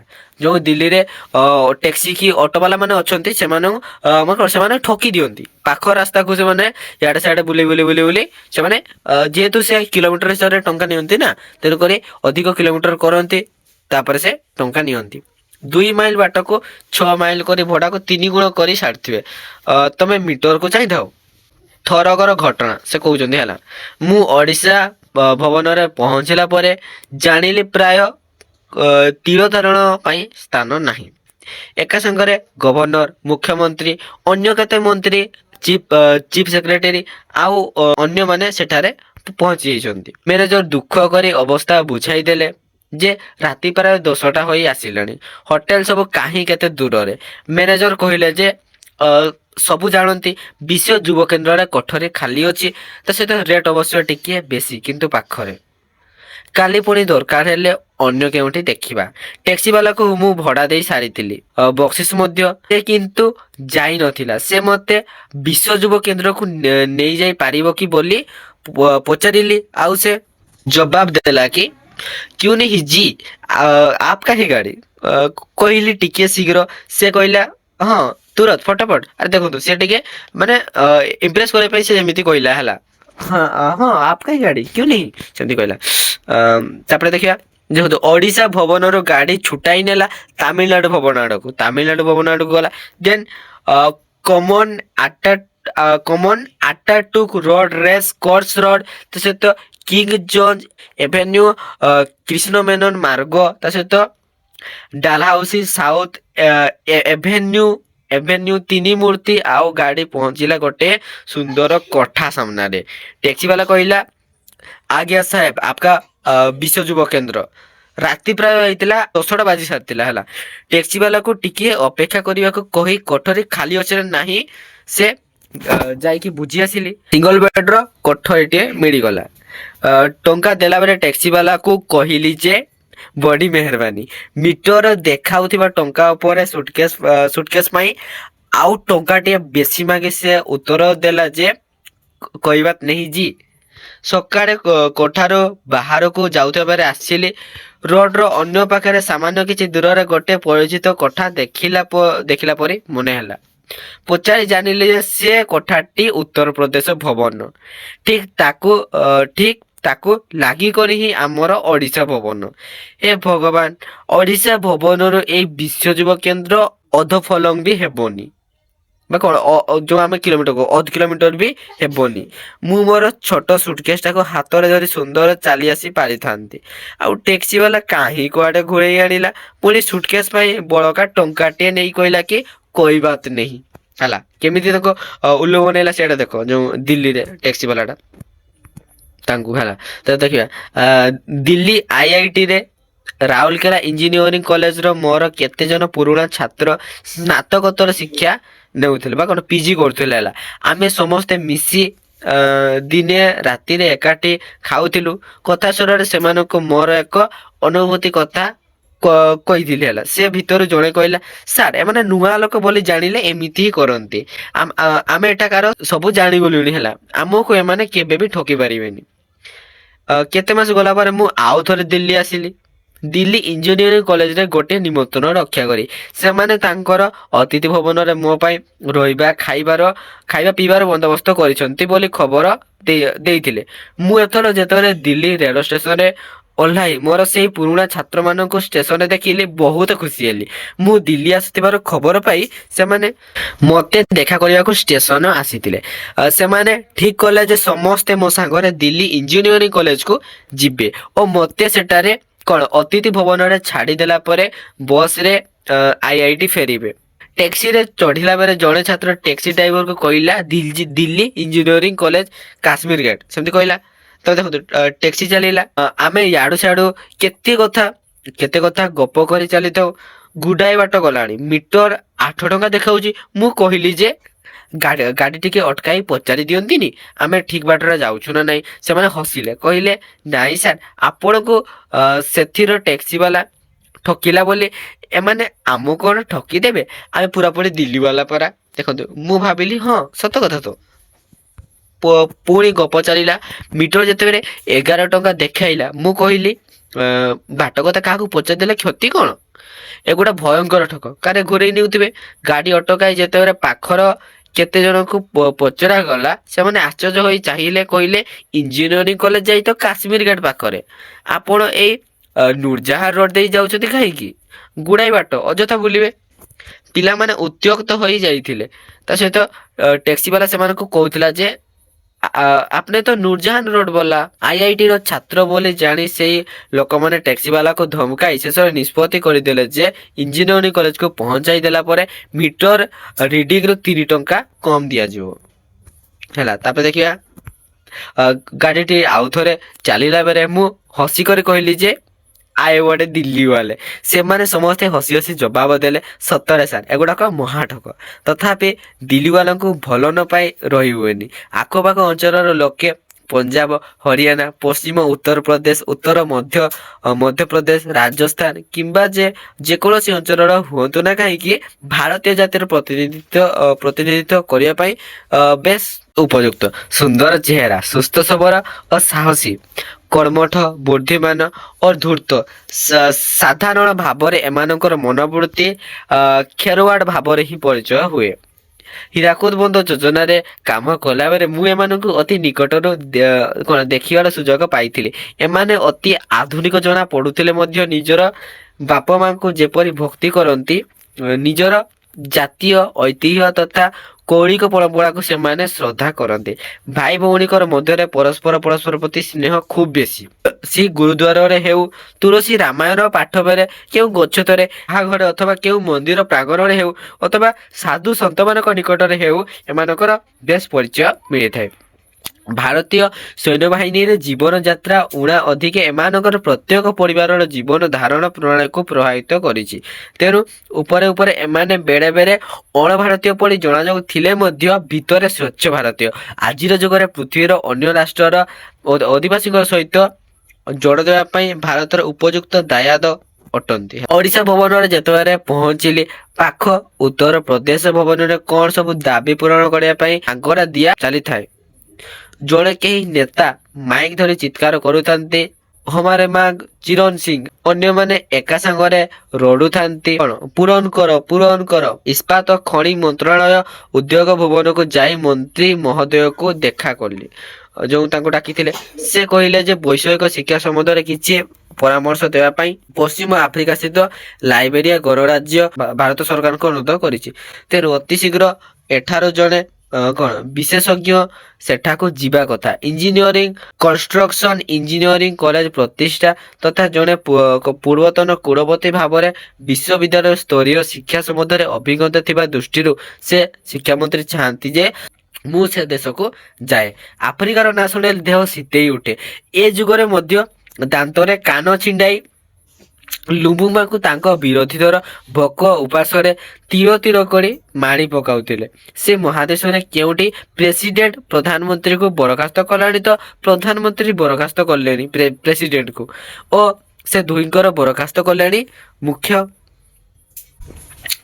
ସେନାପତି ହେଲା। ୟୁଗାଣ୍ଡାର ଇଦି ଅମିନଙ୍କର ପରି କେଉଁ ଦେଶର ମୁଖ୍ୟ ଭୌତିକ କାଣ୍ଡ ସବୁର ଜଣେ ମୂର୍ତ୍ତିମନ୍ତ ପ୍ରତୀକ ତ କର୍ଣ୍ଣେଲ ଗଡ୍ଡାଫି ପରି ଆଉ କେଉଁଠିର ଶାସକକର୍ତ୍ତା ସାଧାରଣ ଆଖରେ ଜଣେ ରୀତିମତ ପାଗଳ। ଏ ଦେଶମାନଙ୍କ ଠାରୁ ପଶ୍ଚିମ ଆଫ୍ରିକାର ଦେଶମାନେ ଯେ ବିଶେଷ କିଛି ଭଲ ହୋଇଥିବେ ତାର ବା ପ୍ରମାଣ କଣ? ଜନନାୟକ ହିସାବରେ ନେହେରୁଙ୍କର ସଙ୍ଗରେ ସମସ୍କନ୍ଦ ବୋଲି ତୁଳନା କରାଯାଉଥିବା ଏନକ୍ରୁ ମାନଙ୍କର ଯେଉଁ ଦଶା ହେଲା ସେ କଥା ସମସ୍ତଙ୍କୁ ଜଣା। ରାଷ୍ଟ୍ର ମୁଖ୍ୟ ଭାବରେ ଅନ୍ୟ ଦେଶକୁ କଣ ସବୁ ପରାମର୍ଶ ଦେବାକୁ ଯାଇଛନ୍ତି, ଏଣେ ତାଙ୍କର ଆସ୍ଥାନକୁ ଆଉ ଜଣେ କିଏ ଦଖଲ କରିଗଲାଣି। ସେପରି ମହାଦେଶକୁ ଯିବି ପୁଣି ଏଇ ବୟସରେ? ମୁଁ ଟିକେ ପାଞ୍ଚ ହେଉଥିବା ଦେଖି ମନ୍ତ୍ରୀ ମହୋଦୟ ପଶ୍ଚିମ ଆଫ୍ରିକାର ଦେଶମାନଙ୍କ ସଙ୍ଗରେ ସୁସମ୍ପର୍କ ପ୍ରତିଷ୍ଠା କରିବା ପାଇଁ ଭାରତ କାହିଁକି ଆଗ୍ରହୀ ସେ ସମ୍ବନ୍ଧରେ କିଛି କଥା କହି ସେଇ ସମ୍ପର୍କ ପ୍ରତିଷ୍ଠା ଦିଗରେ ମୋର ଯାତ୍ରା ଯେ ଅନେକ ସାହାଯ୍ୟ କରିବ ସେ କଥା ସୂଚାଇ ଦେଲେ। ତାପରେ ମୋର ଆଉ ବିଶେଷ କିଛି କହିବାର ନଥିଲା। ମୁଁ ତ ଉଡ଼ା ଅଧିକେ ଘରେ ପଡି ରହିଥିଲି। ସେ ଯେହେତୁ କିଛି ମାନେ ରିଟାୟାରମେଣ୍ଟ ସମୟ ଆସିଥିଲା ନା, ସେ କିଛି କାମ କରୁନଥିଲେ, ଘରେ ପଡି ରହିଥିଲେ ଏବଂ ପଡି ରହିଲେ ଘର ଢେଙ୍କି କୁଆଡେ ବେଳେ ବେଳେ କୁମ୍ଭୀର ପାଲଟି ଯାଏ। ତ ନିହାତି ଭାବରେ ଯୋଉ ଲୋକମାନେ ଘରେ ପଡି ରହିଥାନ୍ତି ତ ସେମାନେ ଘରରେ କଣ କରିବେ, ଯେମିତି କୁମ୍ଭୀର ପାଲଟେ ଢିଙ୍କି ଯେମିତି ଯେତେବେଳେ କାର୍ଯ୍ୟ ନ କରେ ସେ କଣ ତାକୁ କୁମ୍ଭୀର କୁହାଯାଏ ବା କୁମ୍ଭୀର ପାଲଟିଯାଏ। ତ ସେଇପରି ଭାବରେ ସେ କହୁଛନ୍ତି ଆମ ଓଡିଆଙ୍କର ଗାଁ ଗାଁରେ ଏମିତି କୁମ୍ଭୀର ସାଲୁବାଲୁ ଯେ ଏମାନେ ପାଖ ପଡୋଶୀଙ୍କର ଦୁଃଖ ଦେଖି ଆଖିରୁ ଲୁହ ଗଡାନ୍ତି ସତ, କିନ୍ତୁ ସୁବିଧା ହେଲେ ସେମାନଙ୍କର ଗୋଟା ପଣା ଗିଳି ଦିଅନ୍ତି। ସେମାନଙ୍କ ନିଜର ମାନେ ସମସ୍ତଙ୍କ ଦୁଃଖ ବୁଝନ୍ତି କିନ୍ତୁ ତାଙ୍କର କମଜୋରି କୋଉଟା ଜାଣି ଦିଅନ୍ତି ଏବଂ ପରେ ତାଙ୍କୁ ଗୋଟା ପଣା ଗିଳି ଦିଅନ୍ତି ବା ସେମାନେ ହିଁ ତାଙ୍କୁ ଅସୁବିଧାରେ ପକାଇଥାନ୍ତି ହେଲା। ତେଣୁ ଘରେ ପଡି ରହି ଏମିତି ଗୋଟେ କୁମ୍ଭୀର ପାଲଟିବା ଅପେକ୍ଷା ସେ ଅଜଣା ମହାଦେଶକୁ ଦେଖି ଆସିବା ଭଲ ବୋଲି ସେ ଭାବିଲେ ହେଲା। ଖାଲି ଏତିକି କହିଲି ଯେ ଅନେକ ଦିନ ସେଠାରେ ରହିବା ମୋ ପକ୍ଷରେ ଏବେ ସହଜ ନୁହେଁ। ଯେହେତୁ ସେ ବୃଦ୍ଧ ଅବସ୍ଥାକୁ ପହଞ୍ଚି ଆସିଥିଲେ ତେଣୁ ସେ କହିଲେ ଯେ ସେ ଏବେ ଅଧିକ ଦିନ ସେଠି ରହିପାରିବେ ନାହିଁ। ଭାରତ ସରକାରଙ୍କର ଇଚ୍ଛାନୁସାରେ ମୁଁ ସେଠାକୁ ଯାଇ ବୈଷୟିକ ଶିକ୍ଷା ସମ୍ବନ୍ଧୀୟ ସମସ୍ତ ବିଷୟ ଅନୁଧ୍ୟାନ କଲା ପରେ ଫେରିଆସି ଭାରତ ସରକାରଙ୍କୁ ମୋର ରିପୋର୍ଟ ଦେବି। ତାହେଲେ ସେ କଣ କହିଲେ ନା ଭାରତ ସରକାର ଇଚ୍ଛା ଅନୁସାରେ ଭାରତ ସରକାର ଯେହେତୁ ଇଚ୍ଛା କରିଥିଲେ ମୁଁ ସେଠାକୁ ଯାଇ ବୈଷୟିକ ଶିକ୍ଷା ସମ୍ବନ୍ଧରେ ବୈଷୟିକ ବା କଣ ବିଦେଶୀ ଶିକ୍ଷା ବିଷୟରେ ସେ ପ୍ରଥମ ତ ଅନୁଧ୍ୟାନ କରିବେ ଏବଂ ଫେରି ଆସି ଭାରତ ସରକାରଙ୍କୁ ରିପୋର୍ଟ ଦେବେ। ତାପରେ ଆଉ ଥରେ ଯିବା ଆସିବା କଥା ଭାରତ ସରକାର ଇଚ୍ଛା ମଧ୍ୟ ବିଚାର କରିବେ। ଭାରତ ସରକାରଙ୍କ ଇଚ୍ଛା ଅନୁସାରେ ଆଉ ଥରେ ଯିବେ କି ନ ଯିବେ ସେଟା ପରେ ଦେଖିବେ। ତ ଫାଷ୍ଟ ମାନେ ଯାଇକି ବେଶୀ ଦିନ ରହିବେ ନାହିଁ ସେ ଗୋଟେ ସେ ଆଗୁଆ ହିଁ କହିଦେଇଛନ୍ତି, କାହିଁକି ନା ସେ ବୃଦ୍ଧ ହେଇସାରିଥିଲେ ତ ସେଠାରେ ବେଶୀ ଦିନ ରହିଲେ ତାଙ୍କର କିଛି ଅସୁସ୍ଥତା ଆସିପାରେ ହେଲା। ତ ଏହି ପ୍ରସ୍ତାବକୁ ଗ୍ରହଣ କରିନେଇ ମୋର ଲାଇବେରିଆ ଯିବା ନିମନ୍ତେ ଯଥୋଚିତ ବ୍ୟବସ୍ଥା କରିଦେବା ପାଇଁ ମନ୍ତ୍ରୀ ମହୋଦୟ ସରକାରୀ କଣ ଆଦେଶ ଦେଇଥିଲେ। ଲାଇବେରିଆରେ ଭାରତର ଦୂତାବାସ ନାହିଁ, ତେଣୁ ଆମେ ବୈଦେଶିକ ମନ୍ତ୍ରଣାଳୟ ଆକ୍ରାରେ ଥିବା ଭାରତର କଣ ହାଇ କମିଶନରଙ୍କ ଜରିଆରେ ଲାଇବେରିଆ ସରକାରଙ୍କୁ ଖବର ପଠାଇଦେଲେ ଯେ ମୁଁ ଦିଲ୍ଲୀରେ ଅପେକ୍ଷା କରିଛି ଆଉ ସେମାନଙ୍କ ଠାରୁ ଇଙ୍ଗିତ ପାଇଲା କ୍ଷଣି ମନୋଭିଆକୁ ଯିବି। ଉତ୍ତର ଆସିବାରେ 8 ରୁ 10 ଦିନ ଲାଗିଯିବ ବୋଲି ଜଣାଥିଲା। ସେ ସମୟ ଭିତରେ ମୁଁ ମୋର ପାସପୋର୍ଟ ସାଙ୍ଗକୁ ହେଲ୍ଥ ସାର୍ଟିଫିକେଟ ସଂଗ୍ରହ କରିବାକୁ ଆରମ୍ଭ କଲି। ତାପରେ ଦେଖନ୍ତୁ ବସନ୍ତ ଟିକା ହଇଜା ପ୍ରତିଷେଧକ ଇଞ୍ଜେକ୍ସନ, ବସନ୍ତ ଟିକା ତା ସହିତ ହଇଜା ପ୍ରତିଷେଧକ ଇଞ୍ଜେକ୍ସନ ସାଙ୍ଗକୁ ଆଫ୍ରିକା ଗଲେ ୟେଲୋ ଫିଭର ନାମକ ଗୋଟେ ପ୍ରତିଷେଧକ ଇଞ୍ଜେକ୍ସନ ନେବା ପାଇଁ ବାଧ୍ୟ ହୋଇଥାଏ। ସେଇ ଇଞ୍ଜେକ୍ସନ ନେବା ପାଇଁ କମ ଜାଗାରେ ସୁବିଧା ଥାଏ, ମାନେ ସବୁଠି ସେଟା ଆଭେଲେବଲ ମିଳିନଥାଏ, କିଛି କମ ଜାଗାରେ ସେଟା ଯାଇକି ସେଇ ଇଞ୍ଜେକ୍ସନଟି ନେଇଥାନ୍ତି। ସେଟା ନହେଲେ ଅଲଗା ଦେଶ ଯାଉଛନ୍ତି ନା ତ ଦେହ ଖରାପ ହେଇଯିବ। ପୁଣି ଇଞ୍ଜେକ୍ସନ ନେବାର 10 ଦିନ ପରେ ହିଁ ଆଫ୍ରିକାକୁ ଯିବା ପାଇଁ ଅନୁମତି ମିଳେ। ଉତ୍ତର ପାଇଁ ଅପେକ୍ଷା କରିବା ଓ ୟେଲୋ ଫିଭର ଇଞ୍ଜେକ୍ସନକୁ ଫଳପ୍ରଦ କରିବା ପାଇଁ ସମୟ ଦେବା ବେଶ ଖାପ ଖାଇଗଲା। ଯେହେତୁ ଉତ୍ତର ଆସିବା ପାଇଁ କେତେ ଦିନ ବାକି ଥିଲା? 10 ଦିନ, 8 ରୁ 10 ଦିନ ବାକି ଥିଲା ଏବଂ ଇଞ୍ଜେକ୍ସନ ନେଇକି ଘରେ ମାନେ ବସି ରହିବା କେତେ ଦିନ ଥିଲା? 10 ଦିନ। ତ ଦୁଇଟା ସାରା ଖାପ ଖାଇଗଲା ହେଲା। ତ ତେଣୁ ଲାଇବେରିଆ ରାଜଧାନୀ ମନରୋଭିଆ ଯିବାକୁ ହେଲେ ମତେ କଣ ଘାନାର ରାଜଧାନୀ ଆଗ୍ରା ଦେଇ ଯିବାକୁ ପଡିବ। ତାହେଲେ କଣ ଲାଇବେରିଆ ରାଜଧାନୀ ନାମ କଣ? ଲାଇବେରିଆର ରାଜଧାନୀର ନାମ ଥିଲା ମନରୋଭିଆ। ତ ସେଠାକୁ ଯିବାକୁ ହେଲେ ତାଙ୍କୁ ପ୍ରଥମେ ଘାନାର ରାଜଧାନୀ ଆଗ୍ରା ଦେଇ ଯିବାକୁ ପଡିବ। ଯେମିତି ଆମର ମୟୂରଭଞ୍ଜରୁ ଯଦି ଭୁବନେଶ୍ୱର ଯିବାକୁ ହେଲେ ବାଲେଶ୍ୱର, କଟକ, ଯାଜପୁର, ଭଦ୍ରକ ଇତ୍ୟାଦି ଦେଇ ଯିବାକୁ ପଡେ। ସେଇ ଭାବରେ ତାଙ୍କର ଲାଇବେରିଆ ରାଜଧାନୀ ମନରୋଭିଆକୁ ଯିବାକୁ ହେଲେ ପ୍ରଥମେ ତାକୁ ଆଗ୍ରା ଦେଇ ଯିବାକୁ ପଡିଥାଏ। ଆଗ୍ରା ଯିବା ପାଇଁ ନୈରୋବି ଓ କାଏରୋ ଦେଇ ବମ୍ବେରୁ 2ଟି ବାଟ ଥାଏ। ତାହେଲେ ଆଗ୍ରା ଯିବା ପାଇଁ 2ଟି ବାଟ ଥାଏ। ଗୋଟେ ହେଲା ନୈରୋବି ଓ କାଏରୋ ହେଲା। କିନ୍ତୁ ବମ୍ବେ ନୈରୋବି ଓ ବମ୍ବେ କାଏରୋ ଭିତରେ ଗୁଡାଏ ଉଡାଜାହାଜ ଯା ଆସ କରୁଥିଲେ ମଧ୍ୟ ଆଗ୍ରା ଯିବା ପାଇଁ ନୈରୋବି ଓ କାଏରୋରୁ ସପ୍ତାହକୁ ଦିନେ ଲେଖାଏଁ ମାତ୍ର ଉଡାଜାହାଜ। ତାହେଲେ କଣ ସେଟାକୁ ମାନେ ୱିକଲି ଯୋଉ ଏୟାରଲାଇନ ସେଟା କଣ ମାନେ ସପ୍ତାହରେ ଥରେ ମାତ୍ର ଯାଇପାରିବ। ଯଦି ସେଇ ଯଦି ଏୟାରପୋର୍ଟରୁ ଟିକେ ଲେଟରେ ପହଞ୍ଚିଗଲ କି ମିସ୍ କରିଦେଲ ତାହେଲେ ସେଇଠି ତୁମକୁ ଗୋଟେ ସପ୍ତାହ ବସି ରହିବା ପାଇଁ ପଡିବ ବା ସେଇଠି ଗୋଟେ ସପ୍ତାହ ପଡି ରହିବ। ଦେନ୍ ଗୋଟେ ସପ୍ତାହ ପରେ ଆଉ ଗୋଟେ ଫ୍ଲାଇଟ୍ ପାଇବ ହେଲା। ତ ସେଇଥିପାଇଁ ସେଟା ସେ କହୁଥିଲେ ଯେ ନୈରୋବିରୁ ଆଗ୍ରା ଉଡାନ ଆମ ଏୟାର ଇଣ୍ଡିଆରେ କିନ୍ତୁ ଆଗତୁରା ବୁକିଂ ହୋଇଯାଇଥିବା ଫଳରେ ଅନେକ ଦିନ ପାଇଁ ବାଟରେ ଉଡାଜାହାଜରେ ସ୍ଥାନ ନାହିଁ। ମତେ କିନ୍ତୁ କାଏରୋ ବାଟ ଦେଇ ହିଁ ଆଗ୍ରାକୁ ଯିବାକୁ ପଡିବ।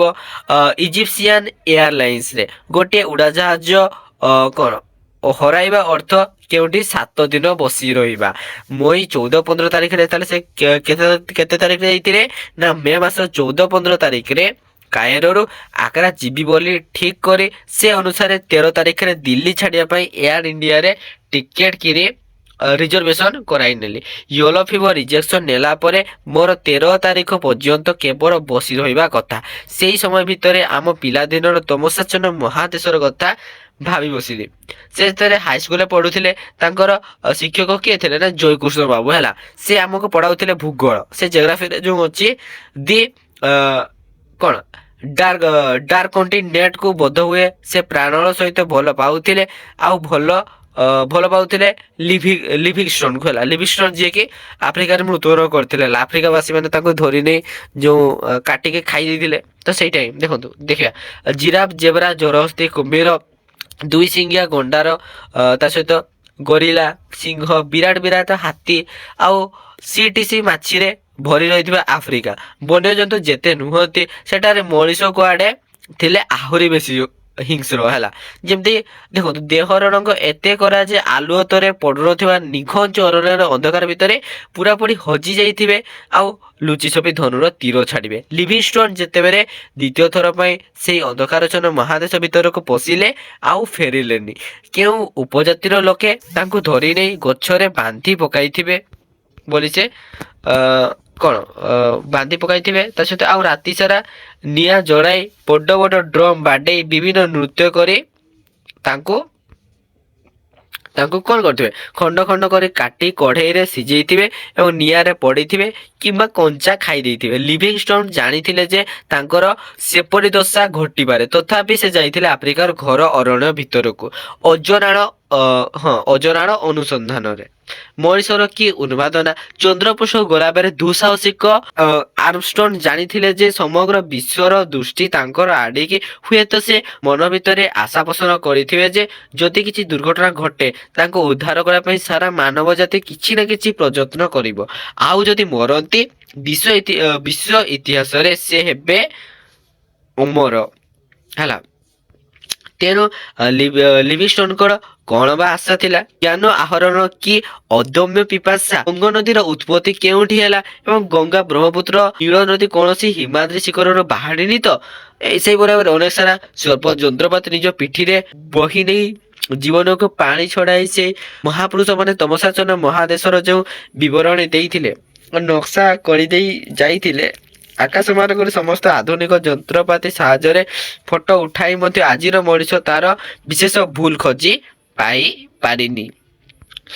ଆଉ ଜୟକୃଷ୍ଣ ବାବୁ ସିଏ କହିଥିଲେ ଯେ ସାହାରା ମରୁଭୂମି କଥା 12 ବର୍ଷର ପିଲାଟିଏ ତାର କ୍ଷୀର ଛାଡ଼ି ଘରକୁ ଦୌଡ଼ି ଦୌଡ଼ି ଆସି ତା ମାଆକୁ କହିଲା, ମା ଲୋ ମା, ଦେଖିବୁ କି ଅଦ୍ଭୁତ ଜିନିଷ ସବୁ ଆକାଶରୁ ପଡୁଛି। ଏ କଥା କିଏ କହିଥିଲେ? ଯେତେବେଳେ ସେ 12 ବର୍ଷର ଥିଲେ ହେଲା। ମା ଘରୁ ବାହାରି ଆସି ଆକାଶ ଆଡକୁ ଚାହିଁଲେ, ବୁନ୍ଦିଏ ଦି ବୁନ୍ଦା ପାଣି ତା ମୁହଁରେ ପଡିଲା। ସେ ଖୁସିରେ ହସି କହିଲା, ପୁଅରେ, ଏଇଟାକୁ ବର୍ଷା କହନ୍ତି। ତୁ ଜନ୍ମ ହେଲା ପରଠୁ ଏଯାଏଁ ବର୍ଷା ହୋଇନଥିଲା ବୋଲି ତୁ ବର୍ଷା କଣ ଜାଣିନୁ। ଆମେ ବଡ ବଡ ଆଖି କରି ଜୟକୃଷ୍ଣ ବାବୁଙ୍କୁ ଚାହିଁଥାଉ, ଆଉ ସେ ଯାହା କହନ୍ତି ସେ ସବୁ ଗିଳିଥାଉ। ପରେ ସେ ଯୋଗ କରନ୍ତି ଯେ ଏଇଟା ହେଲା ସାହାରା ମରୁଭୂମିର ପ୍ରାନ୍ତରେ ଥିବା ଗୋଟିଏ ଦେଶର କଥା। ମରୁଭୂମି ଭିତରେ ହଜାର ହଜାର ମାଇଲ କେବଳ ବାଲି ଆଉ ବାଲି, ଜନପ୍ରାଣୀ ଶୂନ୍ୟ। ସେଠି ପ୍ରାୟତଃ ଅଧିକ ଲୋକମାନେ ବସବାସ କରନ୍ତିନି। ଆଉ କେତେ ଆଶ୍ଚର୍ଯ୍ୟ କଥା ମାନ ସେ କହୁଥିଲେ। ଗୋଟେ ଜାତିର ମଣିଷ ଅଛନ୍ତି ଯେ ଏଡ଼ିକି ଟିକିଏ ଟିକିଏ ସମସ୍ତେ ବାମନ। ଜାମ୍ବେଜୀ ନଦୀର କେଉଁଠି କେଉଁଠି କୁଆଡେ ପାଣିର ସୁଅ ଡେଇଁଯିବା ଆଶାରେ କୌଣସି ଅସାବଧାନ ଯାତ୍ରା ପାଣିରେ ଥିବା ପଥର ମାନଙ୍କରେ ଗୋଡ ପକାଇ ସୁଅ ମଝିକୁ ଗଲାବେଳେ ଜାଣିପାରେ ଯେ ସେ ଯାହା ସବୁକୁ ପଥର ବୋଲି ଭାବି ଉପରେ ଚାଲି ଆସିଛି ସେ ସବୁ ପଥର ନୁହନ୍ତି, ସତରେ କୁମ୍ଭୀର। ଜାଣିଲା ବେଳକୁ ଆଉ କୁଆଡେ ଯିବା ପାଇଁ ବାଟ ନାହିଁ। ଗୋଟିଏ ରକମର ଫୁଲ ସେଠି ଦେଖିବ, ମରୁଭୂମି ଅଞ୍ଚଳରେ ଅନେକ ସାରା ଫୁଲ ଅଛି ହେଲା, କମଣ୍ଡଳୁ ଯେମିତି ସେପରି ଭାବରେ ପଦ୍ମ ଫୁଲ ପରି ବଡ ମହୁମାଛି ଆଉ ଭଅଁର ଫୁଲରୁ ମହୁ ସଂଗ୍ରହ କଲା ପରି ଛୋଟ ଛୋଟ ଚଢେଇ ମାନେ ସେ ଫୁଲର ମହୁ ଶୋଷିବା ଉଦ୍ଦେଶ୍ୟରେ ଯେତେବେଳେ ଫୁଲ ଭିତରେ ବସନ୍ତି, ଫୁଲ ଆପଣା ଛାଇ ବୁଝି ହୋଇଯାଏ, ଚଢେଇକୁ ଖାଇଯାଏ। ଫୁଲ ଘଞ୍ଚ ଅରଣ୍ୟ ଭିତରେ ବରଗଛର ଅହର ପରି ଝୁଲିଥାନ୍ତି ବିରାଟ ବିରାଟ ଅଜଗର ସାପ ଆଉ ହରିଣ ପ୍ରଭୃତି ବନ୍ୟଜନ୍ତୁ। ସେ ବାଟ ଦେଇ ଗଲେ ତାଙ୍କୁ ଗୋଟା ପଡେ ଉପରକୁ ଟେକି ନିଅନ୍ତେ। ତାହେଲେ କଣ, ସେ ଆଫ୍ରିକା ବିଷୟରେ ବର୍ଣ୍ଣନା କରିଛନ୍ତି। ସେ କହିଛନ୍ତି ଆଫ୍ରିକାରେ କେତେ ସବୁ ଭୟଙ୍କର ଜିନିଷ ସବୁ ଅଛି ହେଲା। ସେ କହୁଥିଲେ ଯେ ଏଇ ଅନ୍ଧକାରଚ୍ଛନ୍ନ ମହାଦେଶରେ ମଣିଷ, ଜଳ ଓ ପବନ, ଜୀବ ଓ ଜନ୍ତୁ, ଗଛ ପତ୍ର ସମସ୍ତେ ରକ୍ତ ଭୋଗ। ଆଫ୍ରିକାର ନିଜସ୍ୱ ପ୍ରକୃତି ହିଁ ଯେପରି ହିଂସ୍ର, ନିଜସ୍ୱ ପ୍ରକୃତି ହିଁ ତାକୁ ଖାଇଥାଏ ହେଲା। ଯେମିତି କହିଲି କମଳର ବୃକ୍ଷ ହଉ, ତା ସହିତ ଅନେକ ସାରା କଣ ଅଛି ଆହୁରି, ଯୋଉ ଘଞ୍ଚ ଅରଣ୍ୟ ଯୋଉ ଭିତରେ ଯୋଉ ଅହଳ ପଡି ଝୁଲୁଥାନ୍ତି ବିରାଟ ବିରାଟ ଅଜଗର ସାପ। ସେ କହୁଥିଲେ ଯେ ଏଇ ଅନ୍ଧକାରଚ୍ଛନ୍ନ ମହାଦେଶରେ ମଣିଷ, ଜଳ ଓ ପବନ, ଜୀବ ଓ ଜନ୍ତୁ, ଗଛ ଓ ପତ୍ର ସମସ୍ତେ ରକ୍ତଭୋଗ। ଆଫ୍ରିକାର ନିଜସ୍ୱ ପ୍ରକୃତି ହିଁ ସତେ ଯେପରି ହିଂସ୍ର। ହିଂସାର ଏପରି ପରିବେଶ ମଧ୍ୟରେ ଅହିଂସାର ପ୍ରତୀକ କିଏ? ମହାତ୍ମା ଗାନ୍ଧୀ ଯେଉଁଦିନ ଆଫ୍ରିକାର ପରିବେଷ୍ଟନୀ ମଧ୍ୟରେ ଆମକୁ ଚିହ୍ନାଇ ଦେଲେ, ଆମେ ତାଙ୍କର ପାଖକୁ ଆହୁରି ବେଶୀ ପାଖେଇ ଯାଇଥିଲୁ। ମୋର ମନେ ଅଛି ସେହି ଡେଙ୍ଗା ପତରା ଖଦି ପିନ୍ଧା ମଣିଷ, ଏଇଟା କାହା କଥା କହୁଛନ୍ତି ନା ଗାନ୍ଧୀଙ୍କ କଥା। ଯେତେବେଳେ ଏକା ଏକା ସ୍କୁଲ ଛୁଟି ପରେ ଭବାନୀପାଟଣାରେ ସେ କୋଲପାଟ ରୋଡରେ ବୁଲିବାକୁ ଯାଆନ୍ତି, ଆମେ ଆମର କ୍ଷୀର ଛାଡ଼ି ଦୌଡ଼ି ଯାଉ ତାଙ୍କ ପାଖକୁ। ତାଙ୍କର ସାଙ୍ଗରେ ବୁଲିବାକୁ ଯାଇ ଗାନ୍ଧୀଜୀଙ୍କର ସମ୍ବନ୍ଧରେ କିଛି ଶୁଣିବା ଆଶାରେ। ଆଉ ସେ କହନ୍ତି ଯେ ଲବଣ ସତ୍ୟାଗ୍ରହ ଓ ଦଣ୍ଡି ମାର୍ଚ୍ଚ କଥା, ବାନର ସେନା କଥା, ବଲ୍ଲଭଭାଇ ପଟେଲ ସର୍ଦ୍ଦାର ହେବା କଥା, ତା ସହିତ ଡାୟାରର ଜାଲିଆନାବାଗ ମାସାକାର କଥା, ଭଗତ ସିଂ ଫାଶୀ ପାଇବା କଥା, ଆଉ କେତେ କେତେ। ଆମେ କେତେ ଜଣ ଜଳଖିଆ ଖାଇବା ବନ୍ଦ କରିଦେଇ ପଇସା ସଞ୍ଚୟ କରି ଯେଉଁଦିନ ପ୍ରଥମ କରି ଖଦଡ ଧୋତି ଖଣ୍ଡିଏ ଲେଖାଏଁ କିଣିଲୁ ଏବଂ ତାଙ୍କର ମୁହଁରେ ଖୁସିରେ ଉଜ୍ଜରି ଉଠିଥିଲା ହେଲା। ସେ ଆଜି ଆଉ ନାହାନ୍ତି। ମୁଁ ତାଙ୍କୁ ଅନେକ ବର୍ଷ ପରେ ଭୁବନେଶ୍ୱରର ତାଙ୍କର ସାନ ଭାଇ ରଘୁନାଥ ମହାପାତ୍ରଙ୍କର ଘରେ ଦେଖିଥିଲି। ସେତେବେଳେ ସେ ପ୍ରାୟ ମୃତ୍ୟୁଶଯ୍ୟାରେ ଥିଲେ। ମୁଁ ଥିଲି ରାଉରକେଲା ଆଞ୍ଚଳିକ ଇଞ୍ଜିନିୟରିଂ କଲେଜର ପ୍ରିନ୍ସିପାଲ। ତୁ ମତେ ମନେ ପକେଇଲୁ। ଏଇ କଥା ହିଁ ସେ ବାରମ୍ବାର ଘୋଷି ହେଲେ। ଜୟକୃଷ୍ଣ ବାବୁ ଥିଲେ ଶିକ୍ଷକଙ୍କର ଭିତରେ ମୋର ଆଦର୍ଶ। ହୀରାକୁଦ ବନ୍ଧ ତିଆରି ସରିଲା ପରେ ମୁଁ ଯଦି ଚିଫ୍ ଇଞ୍ଜିନିୟର ହୋଇ ରିଟାୟାର କରିବାକୁ ମନ ବଳାଇ ଶିକ୍ଷକ ହେବାକୁ ବେଶୀ ପସନ୍ଦ କରିଥିଲି। ସେ ଜୀବନ ଆଦର୍ଶ ପଛରେ ଥିଲେ ଏଇ ପ୍ରକୃତ ଗୁରୁ ପଦବାଚ୍ୟ ଜୟକୃଷ୍ଣ ବାବୁ। ମୋ ମନର କେଉଁ ଅଜଣା କନ୍ଦିରେ ଲୁଚି ଛପି ରହି ପ୍ରେରଣା ଯୋଗାଉଥିଲେ। ଏପରି କେତେ ବ୍ୟକ୍ତିଗତ ଅନୁଭୂତି ଯୋଗୁଁ ମୁଁ ଦୃଢ ନିଶ୍ଚିତ ଯେ ଭାରତୀୟ ଶିକ୍ଷକ ସମାଜ ସମ୍ପୂର୍ଣ୍ଣ ଲକ୍ଷ୍ୟଭ୍ରଷ୍ଟ ନୁହେଁ ଓ ସମାଜ ଭିତରେ ଆଦର୍ଶ ଶିକ୍ଷକ ସବୁ। ଆଜି ଆମେ ଉଡି ଯାଉଥିଲୁ ସେଇ ସାହାରା ମରୁଭୂମି ଉପରେ। ପ୍ରାୟ 34,000 ଫୁଟ ଉପରେ। ମରୁଭୂମିର ଅସରନ୍ତି ବାଲୁକା ରାଶି ଏତେ ଉଚ୍ଚରୁ ମଧ୍ୟ ସଫା ଦେଖାଯାଉଥିଲା। ତା ସହିତ ବୋଇଂ ଉଡ଼ାଜାହାଜ ସବୁ ଏତେ ଉଚ୍ଚରେ ଯାଏ ଯେ କୁହୁଡ଼ି ଓ ମେଘ ପୃଷ୍ଠଭୂମିକୁ ଅନେକ ସମୟରେ ପୁରାପୁରି ଢାଙ୍କି ଦେଇଥାଏ। ମଝିରେ ମେଘଶୂନ୍ୟ ଆକାଶ ଟିକେ ମିରିଗଲେ ସେଇ ଫାଙ୍କ ଦେଇ ତରଳ ଦୃଶ୍ୟ ସବୁ ବାରି ହୋଇଯାଏ। ସେଠି ସବୁ ଦେଖାଯାଏ। ନହେଲେ ଖାଲି ଭିଡ଼ା ହେଲା ତୁଳା ଅଥବା ଧଳା ମେଣ୍ଢା ପଲ ପରି ପୂଜା ପୂଜା ସବୁ ଖଣ୍ଡ ମେଘ। ଦେଖନ୍ତୁ ମେଘକୁ ସେ କ'ଣ କହିଛନ୍ତି ନା ମେଣ୍ଢା ପଲ। ମେଘ ଶୂନ୍ୟ ସାହାରା ମରୁଭୂମି ଉପରେ ଆକାଶ କିନ୍ତୁ ଦିଶୁଥିଲା ସ୍ୱଚ୍ଛ। 9 ତାରିଖରେ ଲାଇବ୍ରେରୀର ଉତ୍ତର ଆସିଯାଇଥିଲା। କେତେ ତାରିଖ ଆସିଥିଲା? 9 ତାରିଖରେ ହେଲା। ଲାଇବ୍ରେରୀ ସରକାରଙ୍କର ଅତିଥି ହେବି ଜାଣି ଇସ୍ପାତ ମନ୍ତ୍ରଣାଳୟର ଅନୁରୋଧ ସତ୍ତ୍ୱେ ଆମର ଅର୍ଥ ମନ୍ତ୍ରଣାଳୟ ଅତି କଷ୍ଟରେ ସାମାନ୍ୟ କିଛି ବୈଦେଶିକ ମୁଦ୍ରା ପକେଟ ମନି ଭାବରେ ସଂଗ୍ରହ ନେବାକୁ ଅନୁମତି ଦେଲେ ଏବଂ ସାଧାରଣତଃ ବୈଦେଶିକ ମୁଦ୍ରା ଦେବା ପାଇଁ ଭାରତ ସରକାର ଭାରି କୁଣ୍ଠିତ ଥିଲେ। ଏବେ ଭାରତର ଗଚ୍ଛିତ ବୈଦେଶିକ ମୁଦ୍ରା ଏତେ ବେଶୀ ଯେ ତାହା ମୁଦ୍ରାର ମୂଲ୍ୟ ଉପରେ କ'ଣ ଆଞ୍ଚ ଆଣିପାରେ ବୋଲି କହିଲା ବେଳେ ସରକାରୀ ପ୍ରତିନିଧିକୁ ଏପରି ଆର୍ଥିକ ଅନିଶ୍ଚିତତା ଭିତରେ ବିଦେଶକୁ ପଠାଇବା କେତେ ଦୂର ଯୁକ୍ତିଯୁକ୍ତ ସେ କଥା ବୁଝି ହୁଏନି। ଯାହା ହେଉ କ'ଣ ରିଜର୍ଭ ବ୍ୟାଙ୍କର ନିର୍ଦ୍ଦେଶ ନେଇ କୁକ୍ସ ଟ୍ରାଭେଲିଂ ଏଜେନ୍ସିରୁ ମୁଁ ସେ ଟଙ୍କାତକ ଡଲାରରୁ ବଦଳାଇ 13 ତାରିଖ ରାତିରେ ଇଣ୍ଡିଆନ ଏୟାରଲାଇନ୍ସର ବିମାନ ଯୋଗେ ଦିଲ୍ଲୀରୁ ବମ୍ବେ ଓ 14 ତାରିଖ ସକାଳେ ଏୟାର ଇଣ୍ଡିଆର ବିମାନରେ ବମ୍ବେରୁ କାୟରୋ ଯାତ୍ରା କରିଥିଲି। ମନେ ହୁଏ ଯେ ଯାତ୍ରୀମାନେ ଶାନ୍ତିରେ ଯାଆସ କଲେ ଆମର ପରିବହନ ସଂସ୍ଥା ପରିଚାଳକ ମାନଙ୍କର ବଦହଜମ ହୁଏ। ତେଣୁ ସେମାନେ ବୋଧହୁଏ ଚେଷ୍ଟା କରନ୍ତି ଯେ ଯାତ୍ରୀ ତାର ଯାତ୍ରା ସମ୍ବନ୍ଧରେ ଯେମିତି ସ୍ଥିରତା ନ ପାଉ। ତେଣୁ ଟ୍ରେନ ମାନଙ୍କରେ 10ରୁ 15 ଦିନ ଆଗରୁ ଟିକଟ କିଣି ରିଜର୍ଭେସନ ପାଇଁ ଗୋଟେ କ'ଣ ଷ୍ଟେସନ ମାଷ୍ଟର ଟେଲିଗ୍ରାମ କରାଇ ସେଥିପାଇଁ ଟଙ୍କା ବାନ୍ଧି ରୀତିମତ ରସିଦ ଧରି ଗଲା ବେଳକୁ ଏତେ ଦିନ ପରେ ମଧ୍ୟ ଅନ୍ୟ ଷ୍ଟେସନ ମାଷ୍ଟର ଇଆଡ଼ୁ ସିଆଡ଼ୁ କିଛି କାଗଜ ଘାଣ୍ଟି ଖାଲି କହିଦିଅନ୍ତି ଯେ ସେ କୌଣସି ଟେଲିଗ୍ରାମ ପାଇନାହାନ୍ତି। ମଣିଷ ତାପରେ ଡେଇଁ ବୁଲେ ଟ୍ରେନର ଏ ମୁଣ୍ଡରୁ ସେ ମୁଣ୍ଡ। କଣ୍ଡକ୍ଟରଙ୍କ ଠାରୁ ଟିଟିଆଇ ପାଖକୁ, ଗୋଟେ ଟିଟିଆଇ ପାଖରୁ ଆଉ ଜଣଙ୍କ ପାଖରୁ ବୁଲି ବୁଲି ଶେଷରେ ସେ ପ୍ରଥମ ଭଦ୍ରଲୋକଙ୍କ ପାଖକୁ ପହଞ୍ଚିଲା ବେଳକୁ ଯେଉଁମାନେ ଆଜିର ଏପରି ସଂସାର ଯାତ୍ରାରେ ଅତ୍ୟନ୍ତ ଅଭିଜ୍ଞ ସେମାନେ ଆଗରୁ ଟିକେଟ ନ କିଣି ମଧ୍ୟ ଅତି ସହଜରେ ଗାଡ଼ି ଭିତରେ ନିଜର ଆସ୍ଥାନ ଜମାଇ ଦେଇ ସାରିଥାନ୍ତି। ଠିକ ଗାଡ଼ି ଛାଡ଼ିଦେଲା ବେଳକୁ କେହି ଜଣେ ହଠାତ୍ ଆବିଷ୍କାର କରନ୍ତି ଯେ ତମର ମଧ୍ୟ ରିଜର୍ଭେସନ ଅଛି, କିନ୍ତୁ ଭୁଲ ନାଁରେ। ସେତେବେଳକୁ ତମର ଯେତେ ଝାର ବହିବା କଥା ବହି ଯାଇଥାଏ। ରାଗରେ ମୁଣ୍ଡ ଗରମ ହୋଇସାରିଥାଏ, କିନ୍ତୁ ସେ କ୍ରୋଧର ପରିଣତି ହୁଏ ଶୂନ। ଇଚ୍ଛା ହୁଏ କମ୍ପ୍ଲେନ ବହିରେ ଲେଖିବି, ସୁପରିଟେଣ୍ଡେଣ୍ଟଙ୍କୁ କହିବି, ମନ୍ତ୍ରୀମାନଙ୍କୁ ଅବସ୍ଥା ଜଣାଇ ଦେବି, ଆଉ କେତେ କ'ଣ। ସତେ ଯେପରି ସେମାନେ କେହି ବି ଏକଥା ସବୁ ଜାଣନ୍ତିନି। ପରେ କିନ୍ତୁ କେହି ଜଣେ ମନ ଭିତରେ କହେ ତୁ ଏଇ ସବୁ ସଂସାର ଯାତ୍ରା ସୁଧାରି ଆସିଛୁ ନା, କୁଆଡ଼େ ଯିବା ପାଇଁ ବାହାରିଛୁ? ସିଟ୍ ତ ଶେଷରେ ମିଳିଲା ନା, ଚୁପଚାପ ଯାଇ ବସୁନୁ କାହିଁକି?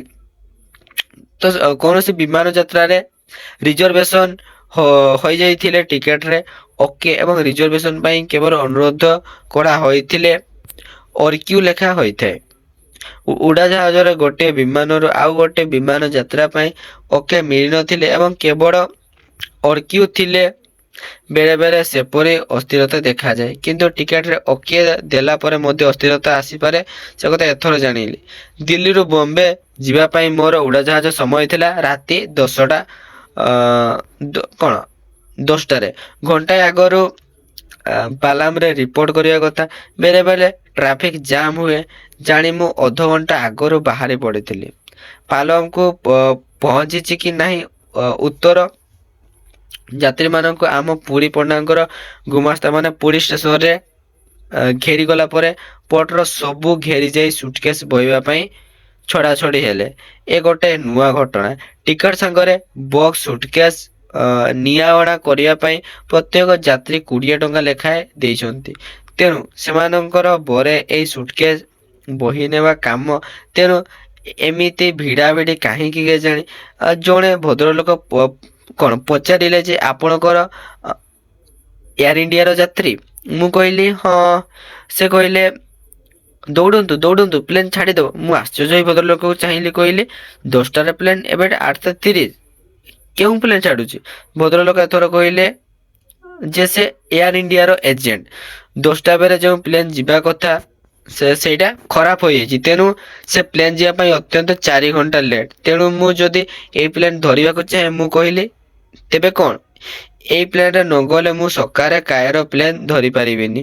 ସେ କହିଲେ ଧରିବେ, କିନ୍ତୁ ଏବେ ଯେଉଁ ଇଣ୍ଡିଆନ ଏୟାରଲାଇନ୍ସର ଏୟାର ବସ୍ ଯାଉଛି ସେଥିରେ ଯଦି ଯିବେ ଅତି ସହଜ ହେବ। ଆଉ 15 ମିନିଟ୍ ସମୟ ଅଛି ପ୍ଲେନ୍ ଛାଡ଼ିବା ପାଇଁ। ଯଦି ଶୀଘ୍ର ଯିବେ ଧରିପାରିବେ। ମୁଁ ଏୟାର ଇଣ୍ଡିଆର ଅନ୍ୟ ଯାତ୍ରୀମାନଙ୍କୁ ମଧ୍ୟ ଏହି ପରାମର୍ଶ ଦେବା ପାଇଁ କ'ଣ ଏଇ ବାହାରେ ବସିଛି। ତାଙ୍କୁ ଧନ୍ୟବାଦ ଦେଇ ମୁଁ ଦୌଡ଼ିଲି। ବୋର୍ଡିଂ କାର୍ଡ ନେଇ ସିକ୍ୟୁରିଟି ଭିତରେ ଦେଇ ପ୍ଲେନ୍ ପାଖକୁ ଗଲା ବେଳକୁ ଦେଖିଲି ମୋ ପଛରେ ମଧ୍ୟ ଆଉ କେତେଜଣ ଆସୁଛନ୍ତି। ଆଶ୍ୱସ୍ତ ହେଲି। ହେଲା, ଆମେ ପ୍ରାୟ ରାତି 10:30 ବେଳକୁ ବମ୍ବେ ପହଞ୍ଚି ଯାଇଥିଲୁ। ପ୍ଲେନ୍ରେ ଥିବାବେଳେ ଗୋଟିଏ କଥା ମୋତେ ଆଶ୍ଚର୍ଯ୍ୟ ଲାଗିଲା ଯେ ରାତ୍ର ଭୋଜନ ପୂର୍ବରୁ ଓ ଖାଇଲା ପରେ ମଧ୍ୟ କେବଳ କେତେ ଜଣଙ୍କୁ ଛାଡ଼ିଦେଲେ ବାକି ସମସ୍ତେ ମଦ ବୋତଲ ସବୁ ଧରି ଅନବରତ ପିଇ ଚାଲିଥିଲେ। ଯୁବକ ପୌଢ଼ ସମସ୍ତେ ଉଡ଼ାଜାହାଜରେ ବିୟର ଓ ଲିକର ଅତି ଶସ୍ତା, ସେମାନେ ବୋଧହୁଏ ତାର ସୁଯୋଗ ନେଉଥିଲେ। ମୁଁ ଏମିତି ସମୟରେ ଦିଲ୍ଲୀରୁ କଲିକତା କେତେଥର ପ୍ଲେନ୍ରେ ଯାଇଛି, ହେଲେ ଏତେ ବେଶୀ ମଦ ପିଇବା ଦେଖିନି। ପ୍ରାୟ 260 ଜଣ ଯାତ୍ରୀ ନେଇପାରୁଥିବା କଲିକତା ଏୟାରବସ୍ରେ ଗୁଡ଼ାଏ ସିଟ୍ ଖାଲି ଯାଏ, କିନ୍ତୁ ଦିଲ୍ଲୀ ବମ୍ବେରେ ସିଟ୍ ସହଜରେ ମିଳେନି। ରାତିରେ କ'ଣ 2ଟି ସର୍ଭିସ୍ ଥାଇ ସୁଦ୍ଧା ଏତେ ମିଳେନି। ହେଲା, ଆର୍ଥିକ ଅବସ୍ଥା ତୁଳନା କଲେ ଭାରତର ପଶ୍ଚିମାଞ୍ଚଳ ପୂର୍ବାଞ୍ଚଳ ଅପେକ୍ଷା ଯେ ଯଥେଷ୍ଟ ଅଧିକ ସ୍ୱଚ୍ଛର ଏଥିରେ ସନ୍ଦେହ ନାହିଁ।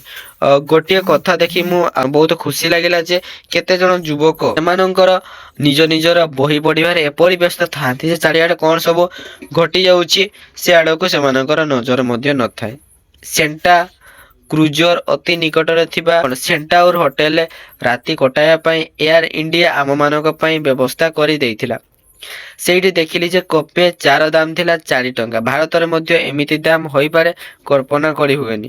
ମନେ ମନେ ଭାବିଲି ଏମାନେ ବୋଧହୁଏ ଚାର ସ୍ୱର୍ଣ୍ଣ ଘଟିତ ମକର ଧ୍ୱଜ କିମ୍ବା ଆଉ ସେମିତି କିଛି ମିଶାଇଛନ୍ତି। ବନାରସର ଦାମିକା ପାନ ପରି ଆମ ଉଡ଼ାଜାହାଜ ବ୍ରେକଫାଷ୍ଟ ଖାଇବା କଥା। ଏୟାର ଇଣ୍ଡିଆ ହୋଟେଲରେ କେବଳ ଘର ଭଡ଼ା ଓ ସକାଳ ଚା ବନ୍ଦୋବସ୍ତ କରି ଦେଇଥିଲେ। ଚା ଖାଇବା ବେଳେ ଜଣାପଡ଼ିଲା ଖାଲି ପାଣିଚିଆ ସାଧା ଚା।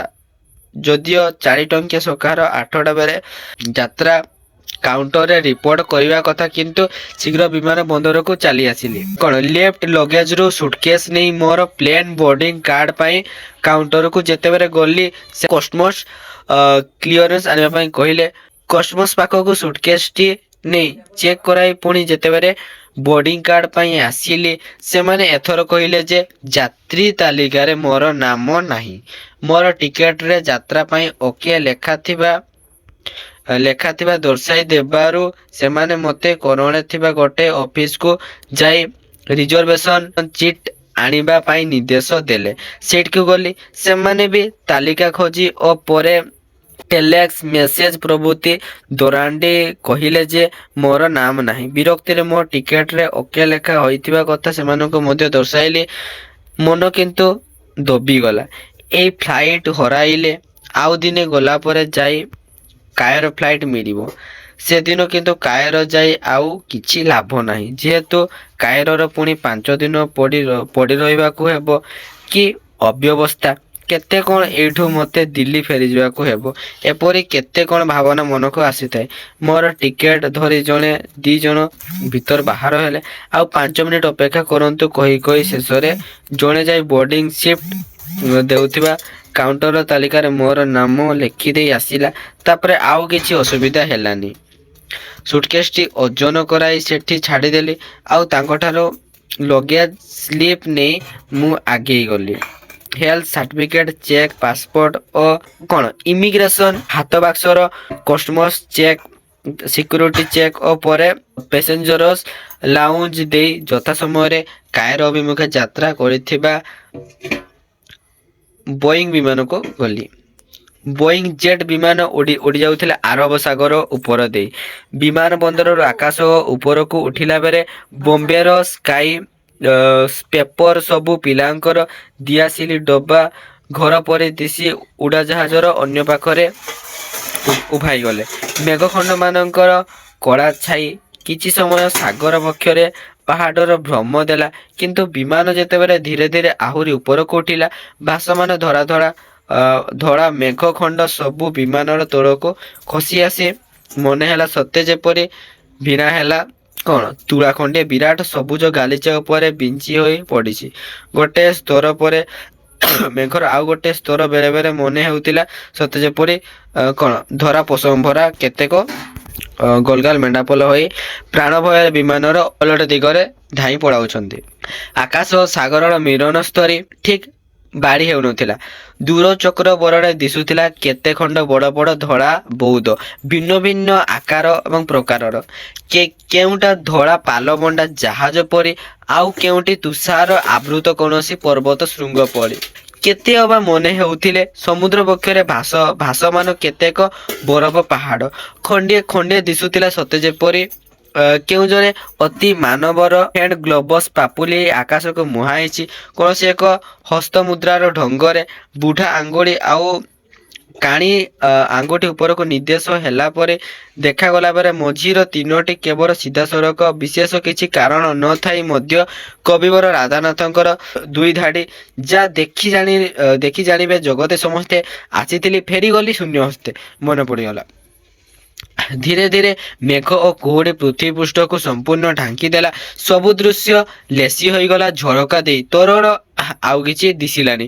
ମୋ ପାଖରେ ବସିଥିବା ଭଦ୍ରଲୋକ ସାମାନ୍ୟ କିଛି କଥାବାର୍ତ୍ତା ପରେ ନିଜର ଖାମଖିଆଲରେ ମସଗୁଲ ହୋଇଗଲେ। ଘଣ୍ଟାକୁ ପ୍ରାୟ 600 ମାଇଲ ବେଗରେ ଉଡ଼ି ଯାଉଥିବା ବେଳେ ମୁଁ କେଜାଣି କାହିଁକି ଆମ ପିଲାଦିନର ବଳଦଗାଦି ଯାତ୍ରା କଥା ଭାବି ବସିଲି। ବିମାନ ଭିତରେ କାନ୍ଥରେ ଚିତ୍ରିତା ହାତୀ, ଅଟୋ, ଘୋଡ଼ା, ବଳଦଗାଡ଼ି ଓ ପାଲିଙ୍କି ଯାତ୍ରାର ସୁନ୍ଦର ଚିତ୍ର ସବୁ ବୋଧହୁଏ ସେ ଭାବନା ପାଇଁ ଖୋରାକ ଯୋଗାଇ ଦେଉଥିଲା। ପିଲାଦିନେ ସ୍କୁଲରେ ପଢ଼ିଲା ବେଳେ ଆମର ଖରା ଛୁଟି, ପୂଜା ଛୁଟି ଓ ବଡ଼ଦିନର ଛୁଟି ହୁଏ। ସେଦିନର କଳାହାଣ୍ଡି ଗଡ଼ଜାତ ରାଜ୍ୟର ସାରା ଅଞ୍ଚଳ ଭିତରେ ଗୋଟିଏ ମାତ୍ର ହାଇସ୍କୁଲ କେବଳ ଭବାନୀପାଟଣାରେ। ଆମେ ମଫସଲ ଛାତ୍ର ସବୁ ବାଧ୍ୟ ହୋଇ ହଷ୍ଟେଲରେ ରହୁ। ମାସକୁ ହାରାହାରି ଖର୍ଚ୍ଚ ହୁଏ 6-7 ଟଙ୍କା। ତହିଁରୁ ମେସ୍ ଖର୍ଚ୍ଚ 3 ଟଙ୍କାରୁ 4 ଟଙ୍କା ଭିତରେ। ଦିନକୁ 2ଟି ମିଲ୍। ଯେଉଁମାନେ 3 ଟଙ୍କା ଦିଅନ୍ତି ସେମାନେ କେବଳ ଭାତ ଓ ଡାଲି ନାମକ ଜଳ ପାଆନ୍ତି ଓ ଯେଉଁମାନେ 4 ଟଙ୍କା ଦିଅନ୍ତି ସେମାନଙ୍କୁ ଭାତ ଓ ଡାଲି ସାଙ୍ଗ ଗୋଟେ ତରକାରୀ ନାମଧେୟ ପଦାର୍ଥ ମିଳେ, ଯାହାକୁ କି ପାଟିରେ ଦେଲାକ୍ଷଣି ଜିଭରେ ନିଆଁ ଲାଗିଯାଏ।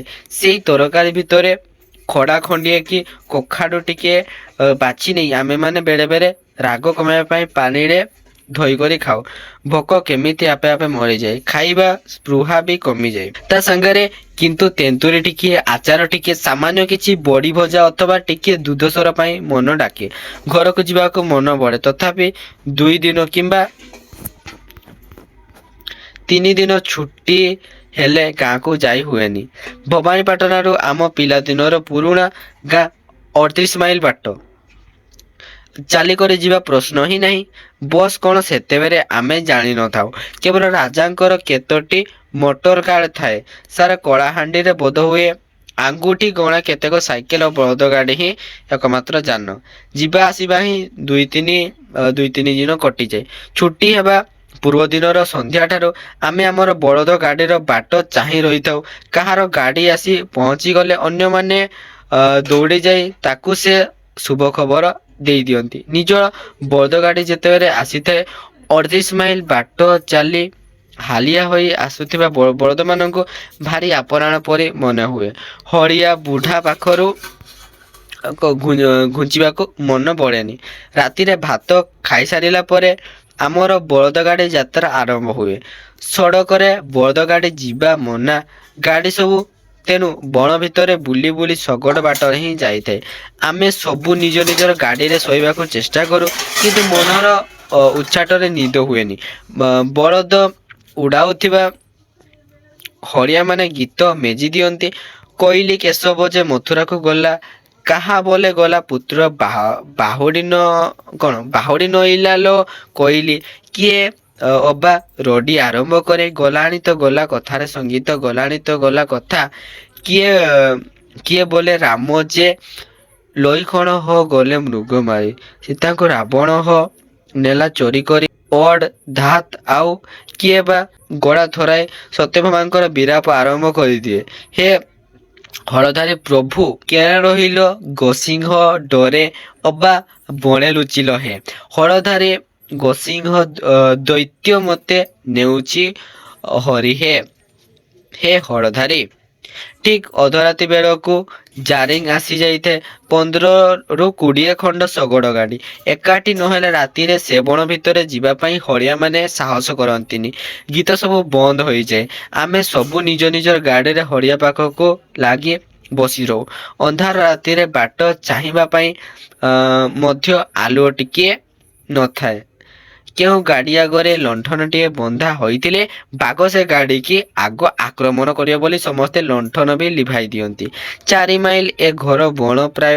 ସବୁଥର ଏଇ ବଣ ପାରି ହେଲା ପରେ ହଳିଆ ମାନେ ଏକାଠି ଜମା ହୋଇ ତାଙ୍କର ପିକା ଖାଇଲା ବେଳେ ଗପ ଆରମ୍ଭ କରିଦିଅନ୍ତି। କିଏ କହେ ଆଇଁଷିଆ ଗନ୍ଧାଉଥିଲା, ବରଫ ମାରୁଥିଲା, ପାଗ ନିହାତି ପାଖରେ ଥିଲା। କିଏ ଆଉ ଜଣକୁ ପଚାରେ ଗାଡ଼ି ସାଙ୍ଗରେ ବଣ ଭିତରେ ଖସଖସ ଶବ୍ଦଟିଏ ଶୁଭୁଥିଲା, ସେ ଶୁଣିଲା ନା ନାହିଁ। ବାଘର ବୋଧ ହୁଏ ପେଟ ପୁରିଗଲା। ଆମର ଭାଗ୍ୟ। ଜୁହାର ମା ଛୁଟି ମାଇଲି କହି ବଣଦେବୀ ଆଡ଼ିକି ମୁହାଁଇ ଜୁହାରଟିଏ ସେ କରିଦିଏ। ଆଉ କିଏ ତାର ପୂର୍ବଥରର ଅନୁଭୂତି ବଖାଣେ ଓ ବଳଦଟାକୁ ଯେତେ ବାଡ଼େଇଲେ ସେମାନେ ଆଗକୁ ଗଲେନି। ଆଗରେ ଆଉ ଗୋଟେ ବଳଦ ଗାଦି ଠିଆ ହୋଇଛି। କଣ ଘଟଣା ବୋଲି ଦେଖିବାକୁ ଗଲି। ବାପରେ, ବିଶ୍ୱାସ କରିବୁନି, ସେ ଶଗଡ଼ର ଗୋଟେ ବଳଦକୁ ଟାଣି ଆଣି ହେଇ ସେଇଠି ହିଁ ବାଘ ତା ଉପରେ ବସି ରକତ ପିଉଛି। ତୁ ସତେ ଦେଖିଲୁ? ମିଛ କହୁଥିଲେ ମୋ ଆଖି ଫୁଟିଯିବ। ଯିଏ ଉଡୁଛି ତା କିରିଆ। ଆଉ ବେଳେ ବେଳେ ଆମକୁ ପଚାରନ୍ତି, ବାବୁ ଶୁଣିଲ କେମିତି ରଡୁଥିଲା, ବାଘୁଣୀକୁ ଖୋଜୁଥିଲା। ମୁଁ କିନ୍ତୁ ସେ ବାଘ ଦେଖିବା ଦୂରର କଥା, ବନରେ ତାର ଡାକ କେବେ ବି ଶୁଣିନି କି ସେ ଗନ୍ଧ ବି କେବେ ବି ପାଇପାରି ନାହିଁ। ତଥାପି ସେ ବାଟରେ ଆଜି ବି କାର କିମ୍ବା ବସ୍ ଗଲାବେଳେ କେନ୍ଦୁ ଗଛ ତଳେ ବାଘୁଣୀ କୁଆଡେ ସବୁବେଳେ କଣ ଶୋଇ ରହିଥାଏ। ସେଇ ବାର ଭାଇ କେନ୍ଦୁ ଆଡକୁ ଆପଣ ଛାଏ ନଜର ଚାଲିଥାଏ। 38 ମାଇଲ ବାଟ ଯିବା ପାଇଁ ଆମକୁ ପ୍ରାୟ 20 ଘଣ୍ଟା ଲାଗିଥାଏ। ବାଟରେ କେଉଁ ଝରଣା କୂଳରେ ଅଥବା କେଉଁ ପୋଖରୀ ତୁଠରେ ଥିବା ଆମ୍ବ ଗଛ କିମ୍ବା ବଳ ଗଛ ତଳେ ଦିନ ଦ୍ୱିପହର ରାନ୍ଧି ଖାଇବାକୁ ପଡେ, ଯାହାକି କେବେ ବି ମୋ ହାତରେ ହୁଏନି। ଗାଁକୁ ପହଞ୍ଚିଲା ବେଳକୁ ଆଉ ଆଗକୁ ଗୋଡ ବଢାଇବାକୁ ମଧ୍ୟ ବଳଦ ମାନଙ୍କର ଶକ୍ତି ନଥାଏ। ବିଚରା ମାନେ ହଳିଆ ପାଖକୁ କେତେ ଯେ ମାଡ଼ ଖାଆନ୍ତି। ଉଡାଜାହାଜ ଭିତରେ ଆମେ ମାନେ ଯଥା ସମୟରେ ଆମର ବ୍ରେକଫାଷ୍ଟ ଓ ମଧ୍ୟାହ୍ନ ଭୋଜନ କରିସାରିଥିଲୁ।